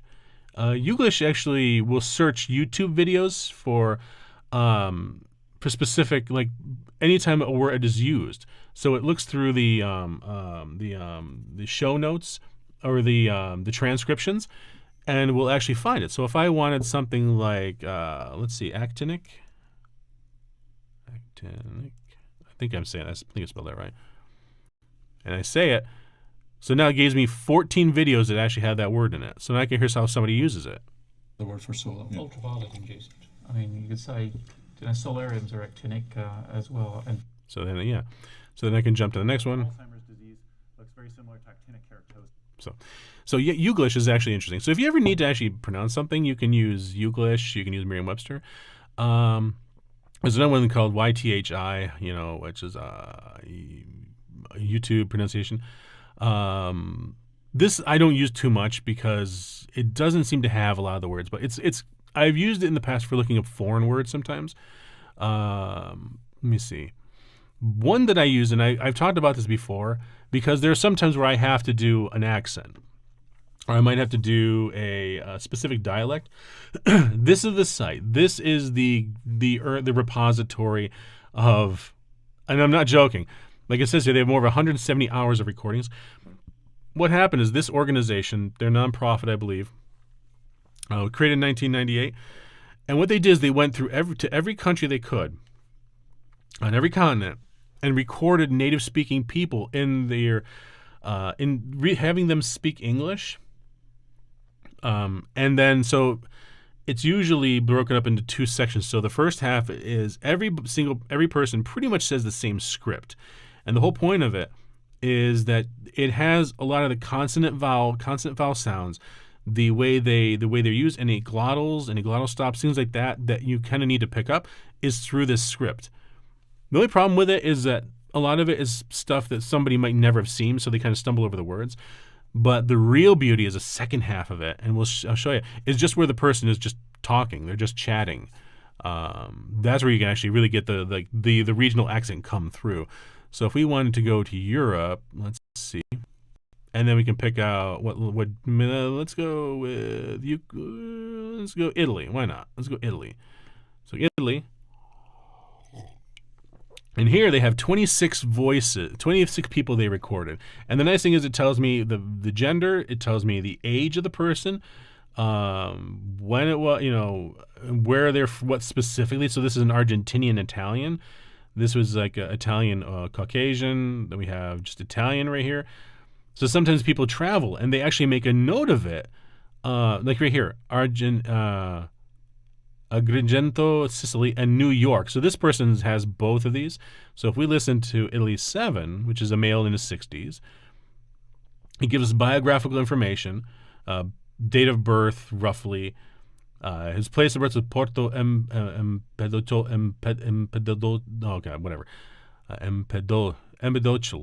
And it was Agrigento, Sicily. I'm butchering the Italian name. His occupation. And then down here it actually has the actual transcript of when he's just chatting. So it's really cool. And if we listen to it. The following recording, Italy 7, is copyright the International Dialects of English Archive. Comma Gets a Cure is copyright Douglas N. Honoroff, Jill McCullough, and Barbara Somerville. Well, here's a story for you. Sarah was a nurse who had been working in the newest area of the territory. So this is this is the story that almost everybody does. They have like 2 scripts that they have everybody read. In this case here, it's Comma Gets a Cure. And again, it has all of the sounds needed in order to be able to pronounce it as like an English speaker with an accent. But the real, like I said, the beauty stuff is like back here. Because the family with grammar. But when we did, everyone in my family went to school at night.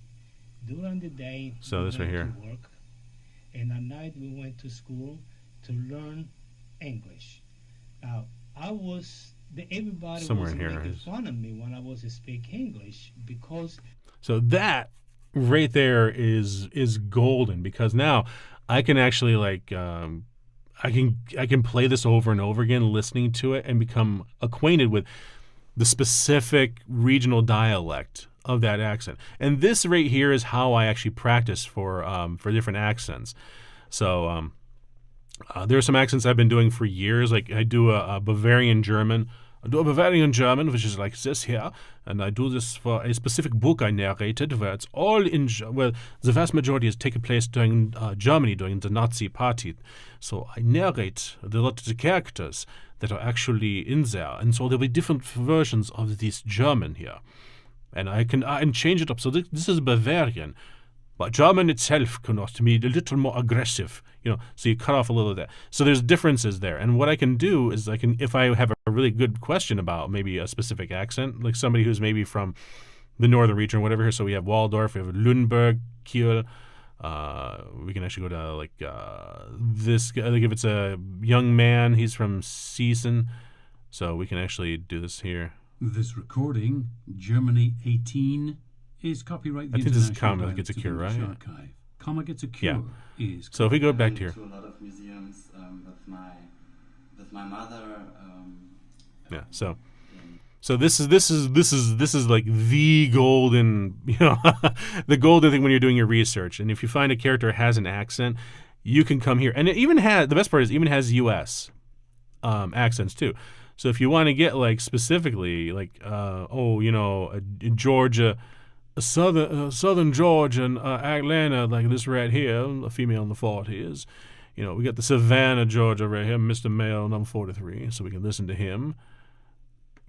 This recording. Brothels and bars was the big trade here, and of course now it's tourism, and and it's like at that time, and of course So you get that at that time there, he's sitting sipping a mint and julep on the front porch, So it's like, I love this because I can actually narrow in and actually get the accent as close to accurate as possible. Because ultimately, that's what you want to do when you're doing an audiobook, is that you want it to be as accurate as possible so it's not a stereotype. That's the last thing I ever want, is for somebody to have to feel like that. Like there's two characters in this one indie series I've been narrating for years, and they're Mexican brothers. That one, you have to be careful with that because that can actually be stereotypical really well, really easy. But I actually had to study, and again I use this to kind of narrow in on specific regions that they were supposedly from. So you go here and now I can get like, this is Veracruz, I think it was like Puebla is where they're from. So this only has one. There was another one that had a lot more. Hidalgo, no, not Hidalgo. I thought it was San Juan, but like Federal Mexico City. Here we go. So we can go Mexico. This has got a few. So when you listen to it, this is where I actually practice a lot of this record world. And I have to say I did love it. It's a really amazing city with bunch of things to do. Yeah, so I like to show this because the best part is when you look down occupational, doctoral, student, these kind of things can help you to actually understand how this person might speak. Because if they've gone through a lot of if they've gone outside of their country, if they go to like a college or a university, typically they might have a much more accurate speech, much more accented consonants, much more formalized. Whereas somebody who doesn't have this, who maybe like a fisherman, or I can't remember what the guy from Italy was, he's much more not so much slurring, but like a lot more looser with the language. And so you can change that up too in the performance to kind of give a feel of, is this person rural? Is this person metropolitan? Are they in a suburb? That kind of stuff. So this is one of those really amazing, this is really fundamental sites that I use. Another one that I use is Forvo. Forvo actually has people from a country will actually pronounce the word in their language. So there's this Hollande here. I can actually listen to. Hollande. So I can listen to a French person speak that. If I wanted to say like, let's go Nippon. So this actually Denshin Denwa. So we can actually hear somebody actually pronounce it. Nippon Denshin Denwa. So we can actually make sure a lot of Chinese words. There was one where Chinese characters were like one of the main groups of people in it. So man, I was using this. I was going through YouTube because there's some people that do pronunciation channels, legit ones, not the automated ones. And I use that and this to make sure the words are pronounced correctly. The other thing I like to use is Trello. This is actually how I manage all my books. And actually, I didn't have to move this since we finished chapter 5. And this is how I track all the chapters, how far I've gotten, and it gives me a chance to actually estimate where I am in the process. So that right there is the curtain pull back on audiobook narration. This is pretty much a typical way of doing it. Some people do not use, like me, I have a PDF on the secondary screen here, like I showed earlier, and there it is. Some people actually have an iPad in front of them. I even know a couple old school narrators who will actually print out and refer to printed pages. The only reason I don't like that is because you have the page flipping. But of course you can edit that out and not have to worry about that. My setup, just to kind of give people an understanding of this microphone obviously is much different than the microphone I have in the streaming suit. This is actually a King B XLR microphone. This one is much better for like my lower tones, and I think gives it much clearer. You probably aren't picking it up because again, OBS is streaming to OBS, so you probably lose something in it. But the vocal tonal quality is much different with this one than the other microphone that I use, which is a Harlan Hogan VO1A. I can't remember what it actually is. It's just a branded version of it. That one's been in my toolbox for 8-9 years, I think, that particular one. I also have a Focusrite audio interface, which goes from USB 3 or USB-C into the USB in the computer. XLR plugged into it. I'm using a Mac right now here, and I have the regular extended keyboard because I do like to use a numeric keypad for quick keyboard shortcuts on the software. But I also use, and this is why you don't hear any clicking, I use the Magic Trackpad. So the Magic Trackpad allows me to, like, with just light touches, do what I need to, and I don't have to actually click. And when I'm done, you get a little bit. But by that point, I've already made a mistake usually. So this allows me to keep it quiet, and you don't hear me tracing that around. And the whole point is to minimize the amount of background audio that comes through the recording that you don't want. You don't want that to come through, because then that means it's more work for the production crew at the publisher to have to do. And the less they have to do, the more they love you. You actually have to go through an approval process too. So like if I change anything in here, like if I say, like if I built because right now, interesting microphone you use, I just looked it up. It is. I actually bought it off another voice actor who loves to enable my my techno fetish, my addiction to microphones and stuff. So the son of a bitch helped me spend like $300 from him because I bought it used off of him. He didn't like the microphone. I like it. I think it's a great microphone. But it's not about the microphone. The microphone a lot of times will pick up. And actually, let me rephrase.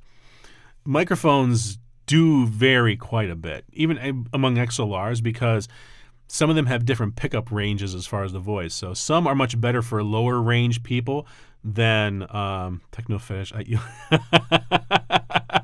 Yeah, well, this isn't cyberpunk, okay? We're not doing that.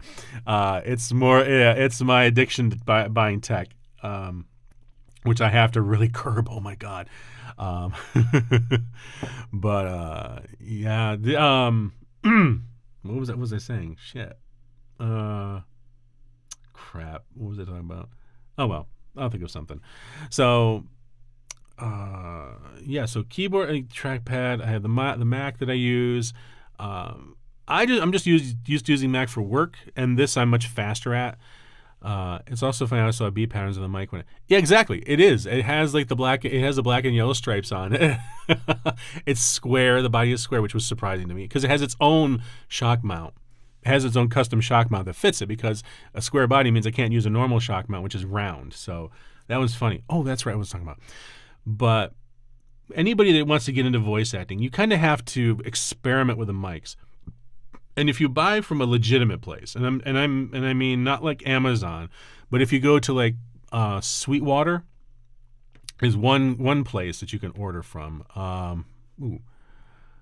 So Sweetwater is one place that I order from. They're the main supplier for like voice actors, really. Even though they don't focus on us, I'll show this here. Sweetwater Audio, yeah, musical instrument company. These guys, they actually focus on musicians and stuff like that. God, not now. No, thank you. Okay, Sweetwater, that's what I want. Yeah, so these guys here, these are the ones that, oh my God, they actually send out a printed catalog once a year.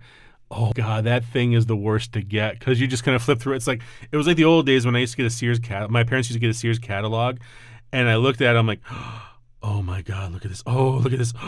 And you're just going through this right here. When they send the printed catalog, it's like, God dang, I can't look at this thing. And it's right sitting in the reception area of my studio here. And every time I walk by, it's like, maybe I should just look. Maybe what about a sound and light? What about like a mixing board? Oh, I don't really need a mixing board. But yeah, you get into here. The cool thing is these guys will actually let you borrow the mic, so you can try it out. You put like a down payment on it, so that way and they refund that to you. But this is the best thing, because now in your own recording space, you can now test out the microphone to see what works the best for you, and that's the key. Like I almost jumped into it, and thankfully I didn't. There was the whole argument about USB versus XLR. Oh my God. I will say XLR is the curiosity flying into your thoughts. Yeah, it is. XLR allows a lot more freedom and a lot more flexibility with a microphone. The reason I say that is because a USB mic, the downside of a USB mic is that everything is built into one. The whole point of it is that you're supposed to be able to plug in a USB cable into it, or a digital cable, whatever. USB-C, USB-A, B, whatever, and plug that into the computer and you're good to go. You don't need an audio interface. The problem is that, and in the past it was a lot worse. It's gotten a lot better, but microphones, USB microphones back, like with the USB, with the Blue Yeti when that first came out, was notoriously bad with static, with audio interference because of that, the interface in the body of the microphone. So not only did you just have the microphone, the diaphragm of the microphone do it, now you also had this ambient electrical field inside of the body of the microphone, which potentially impacted the sound that was coming out. So the Yeti Pro, I started off with a Blue Yeti, but I was not able to get a lot of professional jobs because of that. Because the sound quality that I was exporting, even if I was exporting either a FLAC or a WAV file, you could hear the crack of the static in the background of it, no matter how hard you try to get rid of it. And that just does not work for production. Does not work at all. Commercial work is way more intense and way more interested on having absolute silence around you. So that's why a lot of times if you work out of a home studio, you need to have that treated room. You have to have no acoustic, because if you're going to do commercial work, they're going to want that clean. But there's been a lot of improvements with USB microphones, I will say that. But for general production, they're still not widely accepted. There are some that are good ones, and I can't speak to them because I don't use them. There's a few sites, podcasts that I listen to. There's a whole bunch of voice actor ones, and they talk about the microphones and stuff. Everybody talks about the microphones, my God. The first time anybody wants to get into voice acting, the first thing they ask, what's the best microphone to get? It's like, dude, there is no such thing. And that's not a joke. You have to get the microphone that works for your voice the best. It's not the microphone that's going to make you sound good anyway. And this is what we try to, a lot of us old-timers will say this, and people think we're gatekeeping. It's not. It isn't. It's just a statement of fact. It's not the microphone that's going to make you sound good. It's your acting performance is going to make you sound good. The microphone is just collecting that. It's just catching that. I like XLR microphones because it separates the audio interface from the microphone. So I've got just like the King Bee here, and then there's the XLR cable obviously coming out of it, running down to the interface. So if something goes wrong with like either the microphone or the audio interface, it's like all about tuning to how fitting your voice will be. Exactly. Yeah. You want something that's going to pick up the natural tone in your voice and not change it. There are some microphones that will do that. Like some people always go for like the big expensive ones, which is the AKGs, I believe. Like not AEA, but where is it here? AKG. This is like the Sennheisers are good too, but AKG, these are the ones that'll pay $1,000 for one of these. Nobody ever starts with this. I'll tell you that right now. Even some of the big name ones don't. They just want it because, like here, you have two of these because they're a matched pair, so you can actually do like left and right stereo for some reason. I wouldn't spend $2,000 on that. But I have tried an AKG and they do sound good. There is a difference, but it's really in how you use it. Like right now, I have the microphone, and I do this actually in the streaming rig too. The microphone is above my head. That's where the boom mic arm is over my head. The microphone is pointed down, but it's above, right about where my forehead level, brow level, and that makes sure so I don't need to use a pop filter. I don't need to use one of those shields or whatever, because my breath is going nowhere near it. It's pointed down at my mouth, but my breath is going underneath it, so I never have plosives. I don't go, like that. I literally had to turn my head up and aim at the microphone to do that. So I'm already removing the vast majority of mouth noises that will come through just by having this set up. And that's about mic technique. I also keep about, a hand's breadth away from it, about 10 to 12 inches away. That way it's not like getting really like proximity effect in here where my voice gets a little lower that way because I'm close to the microphone. If I pull it back, then that changes it. I can get in close if I want to do something dramatic, but if I want to pull back, that's different. So all of those techniques, all of those things work together to make your voice sound good. Where's the microphone? Oh, it's just north of the kitsune. Exactly. Yeah, it's at 12 o'clock, man. But this is why I like these guys. And the funny thing too is, you actually have a dedicated sales guy. Like it's always funny when the few times I order, because I don't order much, it's the same guy that handles my account. So he'll send me like an email saying, "Hey Dex, how you doing? I'm just checking to see how that microphone you bought is it working okay for you?" And it's not like he's not being like a sales guy. He literally cares. He does legitimately care because he wants to make sure it's right. Because they're trying to build long time. This is old school sales where they're trying to build that relationship. And they send you stuff at Christmas, which is kind of cool. I get little candies and stuff. I like it. Oh man. But I always say I don't encourage people to get USB microphones, but if you want it, don't skimp on it. How sweet of them. They all do it. That's the best part. Like, it's not just the one guy. Like, they all will send little stuff, which is nice. There's a few. I think it was the baby bottle. The blue baby bottle, I think, was the one. See, they don't really sell. They only have one USB microphone, but there's one. I think it's the blue baby bottle one, which surprised a lot of voice actor review channels. Blue microphones. Okay, so they do have them. I must have been filtered in. Yeah, this right here.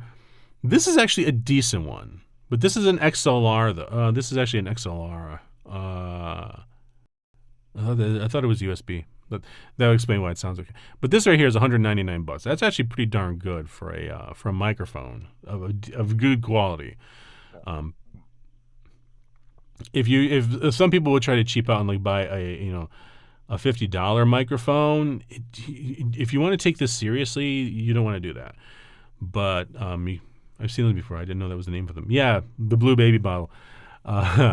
This is actually the Spark version of it, but I think when they first came out, that was referred to the baby bottle once. I don't know why they named it that. Maybe it wasn't, but like all I know is that's what everybody was referring it to it. But yeah, this is actually a decent microphone. I know that. I mean, this is an XLR. That's why I didn't show up when I looked for USBs. Yeah, blue baby bottle. Yeah, the blue baby bottle SL. Yeah, so B&H isn't. Oh, it's a sponsored link. Damn it. Guitar Center, I bought microphones from too. Those are okay. They're okay, but you have to try them out in the place. Sometimes you might actually get one where they're willing to let you borrow it and take it home. That's the best. When you can actually for a day and see how it sounds. Check the recordings. Because you don't want to splurge, $300, $400 on a microphone, and then suddenly find out it makes your voice sound horrible. But the reality is, and like I said, that's at that angle, that microphone looks like an expensive pen that the boss will give you for promotion. Yeah, exactly, it does. It's a lot bigger than you think, but a lot bigger than you think, because the image doesn't do the scale properly. But like I said, the first thing people ask when they still want to get into voice acting is, what's the best mic? There is no such thing. The best mic is the one that fits your voice. You have to try it out. But really the most important thing is that you need to have the ability to read a script. You need to be able to interpret it and act. The whole point why I call it voice acting is it's acting with your voice. As like well-dubbed moments that is, people seem to forget that. A lot of time, and the worst part too is that you had there was a time where like sites and magazines like Forbes, Business Week, were all saying, "Oh, the next big get rich quick you feel is voice acting." It's like I saw that and I'm like, bullshit. Like it took me. Like I said, I started doing voice acting in 2012. I wasn't doing full time until I got picked up by the publishers, and that was about 8 years ago.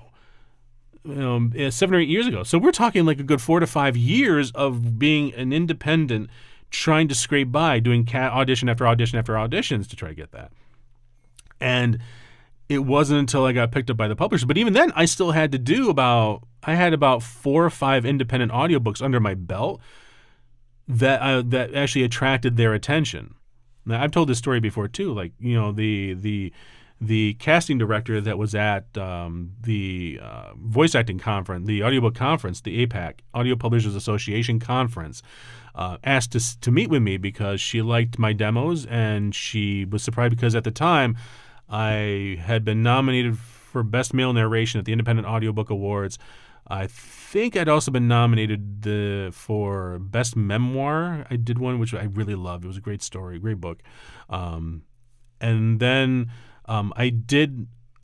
I think it was before Tantor picked me up, but I won the Roan Award, which was, I don't remember what year it was. It was not that long ago, but that's the one where I actually have a physical statue, which is kind of cool. It's like a lucite statue.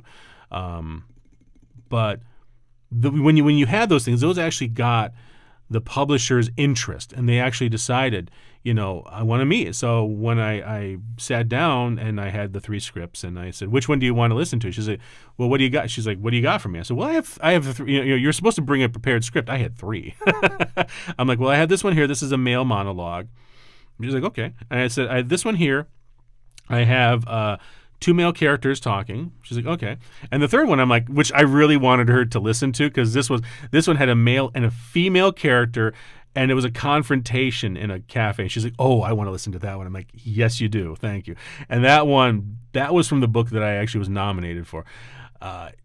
She loved it, and it went great. And didn't hear anything for about 3, 4, 5 days. But when I was about to email, because when I got done, I have of course replied, sent her an email saying, hey, thanks for the opportunity, because you got to do that. I'm an actual independent contractor.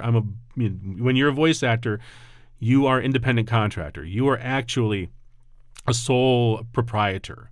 You do not work, I do not work for Tantor. I do not work for Enel Power in Italy. I do not work for Highbridge Audio. I don't work for any of these companies. I am hired I'm as an independent contractor. I work as that. So I'm gonna have to edit that out. I don't know. But anyway, that's what, and I said that because, oh my God, I'm almost about ready to make a video about it. It was another Niji video. I told myself I wasn't gonna do it.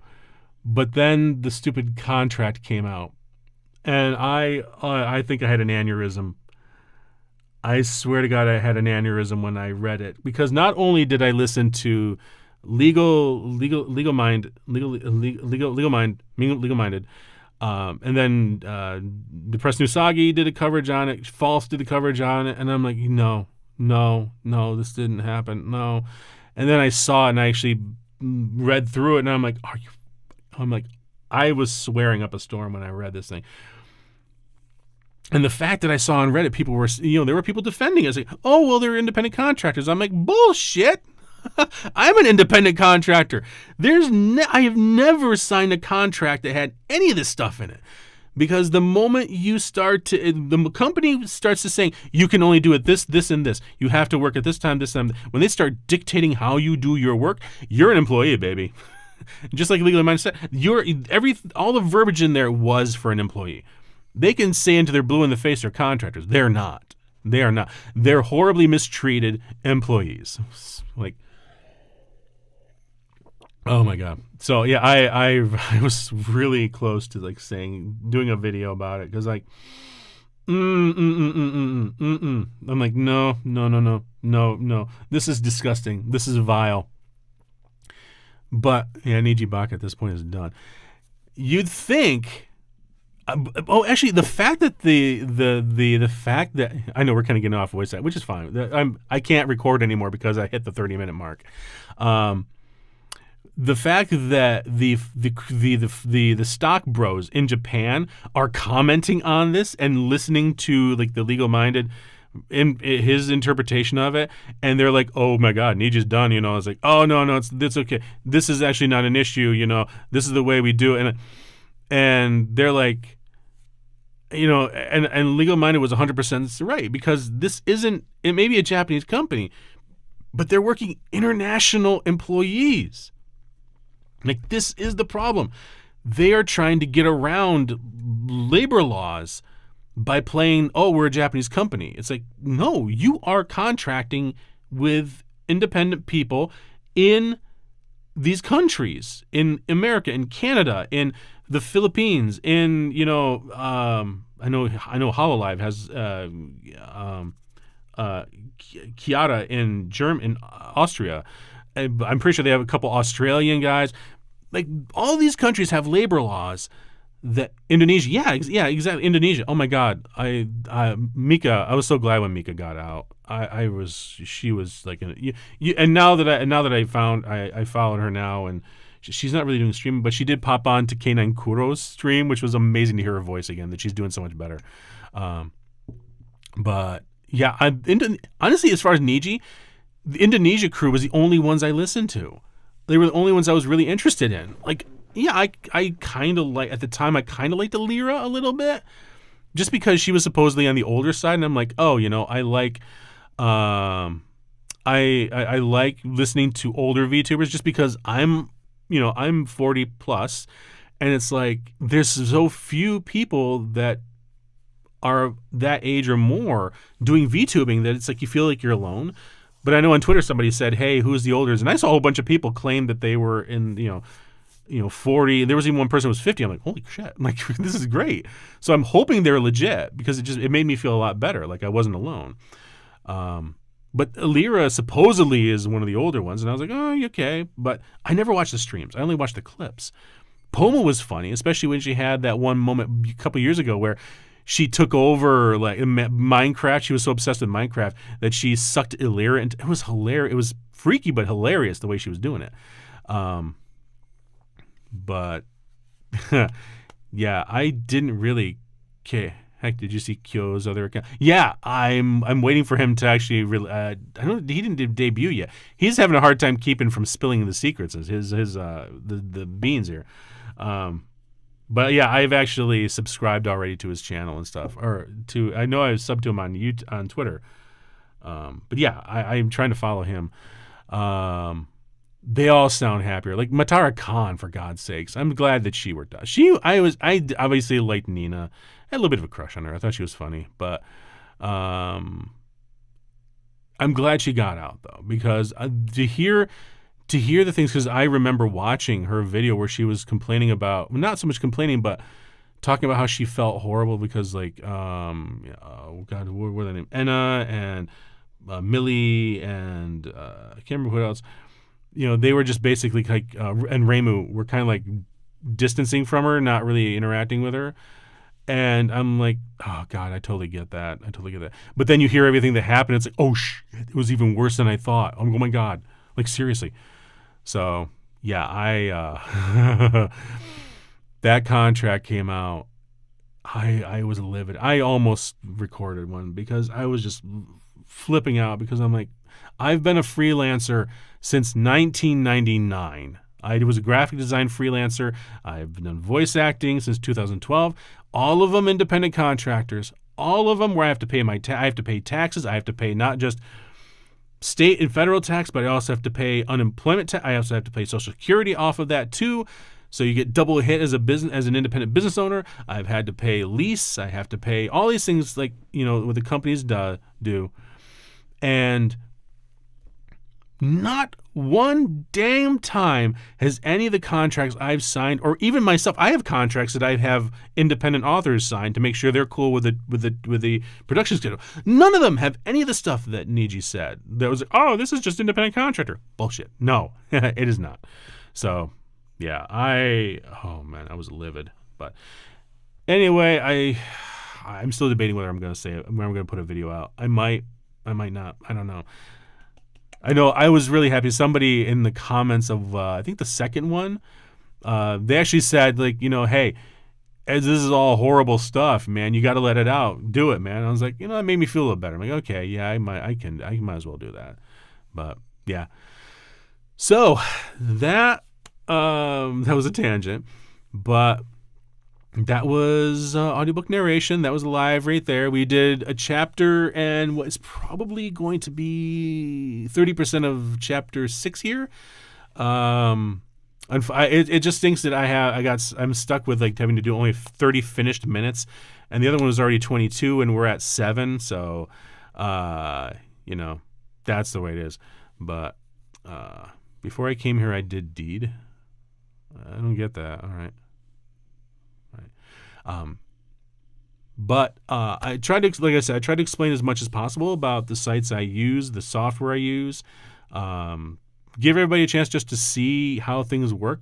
You know, the fact that I've got my files over here, I have my sound files for the characters that I've narrate in the book, so that I can refer back to that. You know, I'll show, there is one series I'll tell you. Where is it here? Where is it? Oh, this series right here. Like this one, yeah, I've got over 122 audio files just for that one alone. So yeah, that is a lot. But this is where we're at. So, oh, you watched the Jim Henson documentary? Nice. He's got some darn good VODs. Oh my God.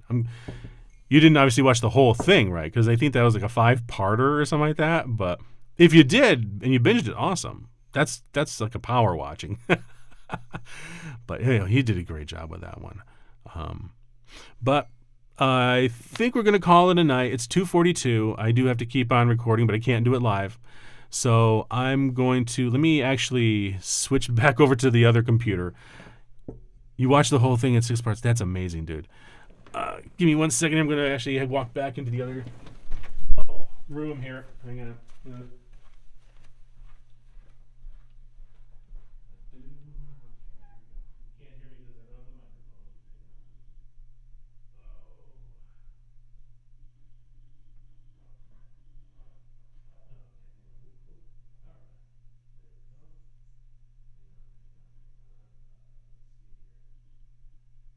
That should now come in. Now we got this. Now we're going to switch over to this. We should be good to go. Oh my God, I'm tiny. Why am I tiny? Oh, that's right. I'm actually, hang on. Let me. I'm way over here. Look at that. I'm under the subs. Look at that. Here we go. Hey, you get the full effect here. Hey. So that was, hang on. Let me get in a little bit more here. There we go. That's okay. There we go. Drop it down a little bit more. All right.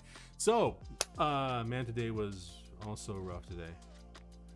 Oh, I hope everything worked out for you, man. I know for me, yeah, it was bad too, but let me see here.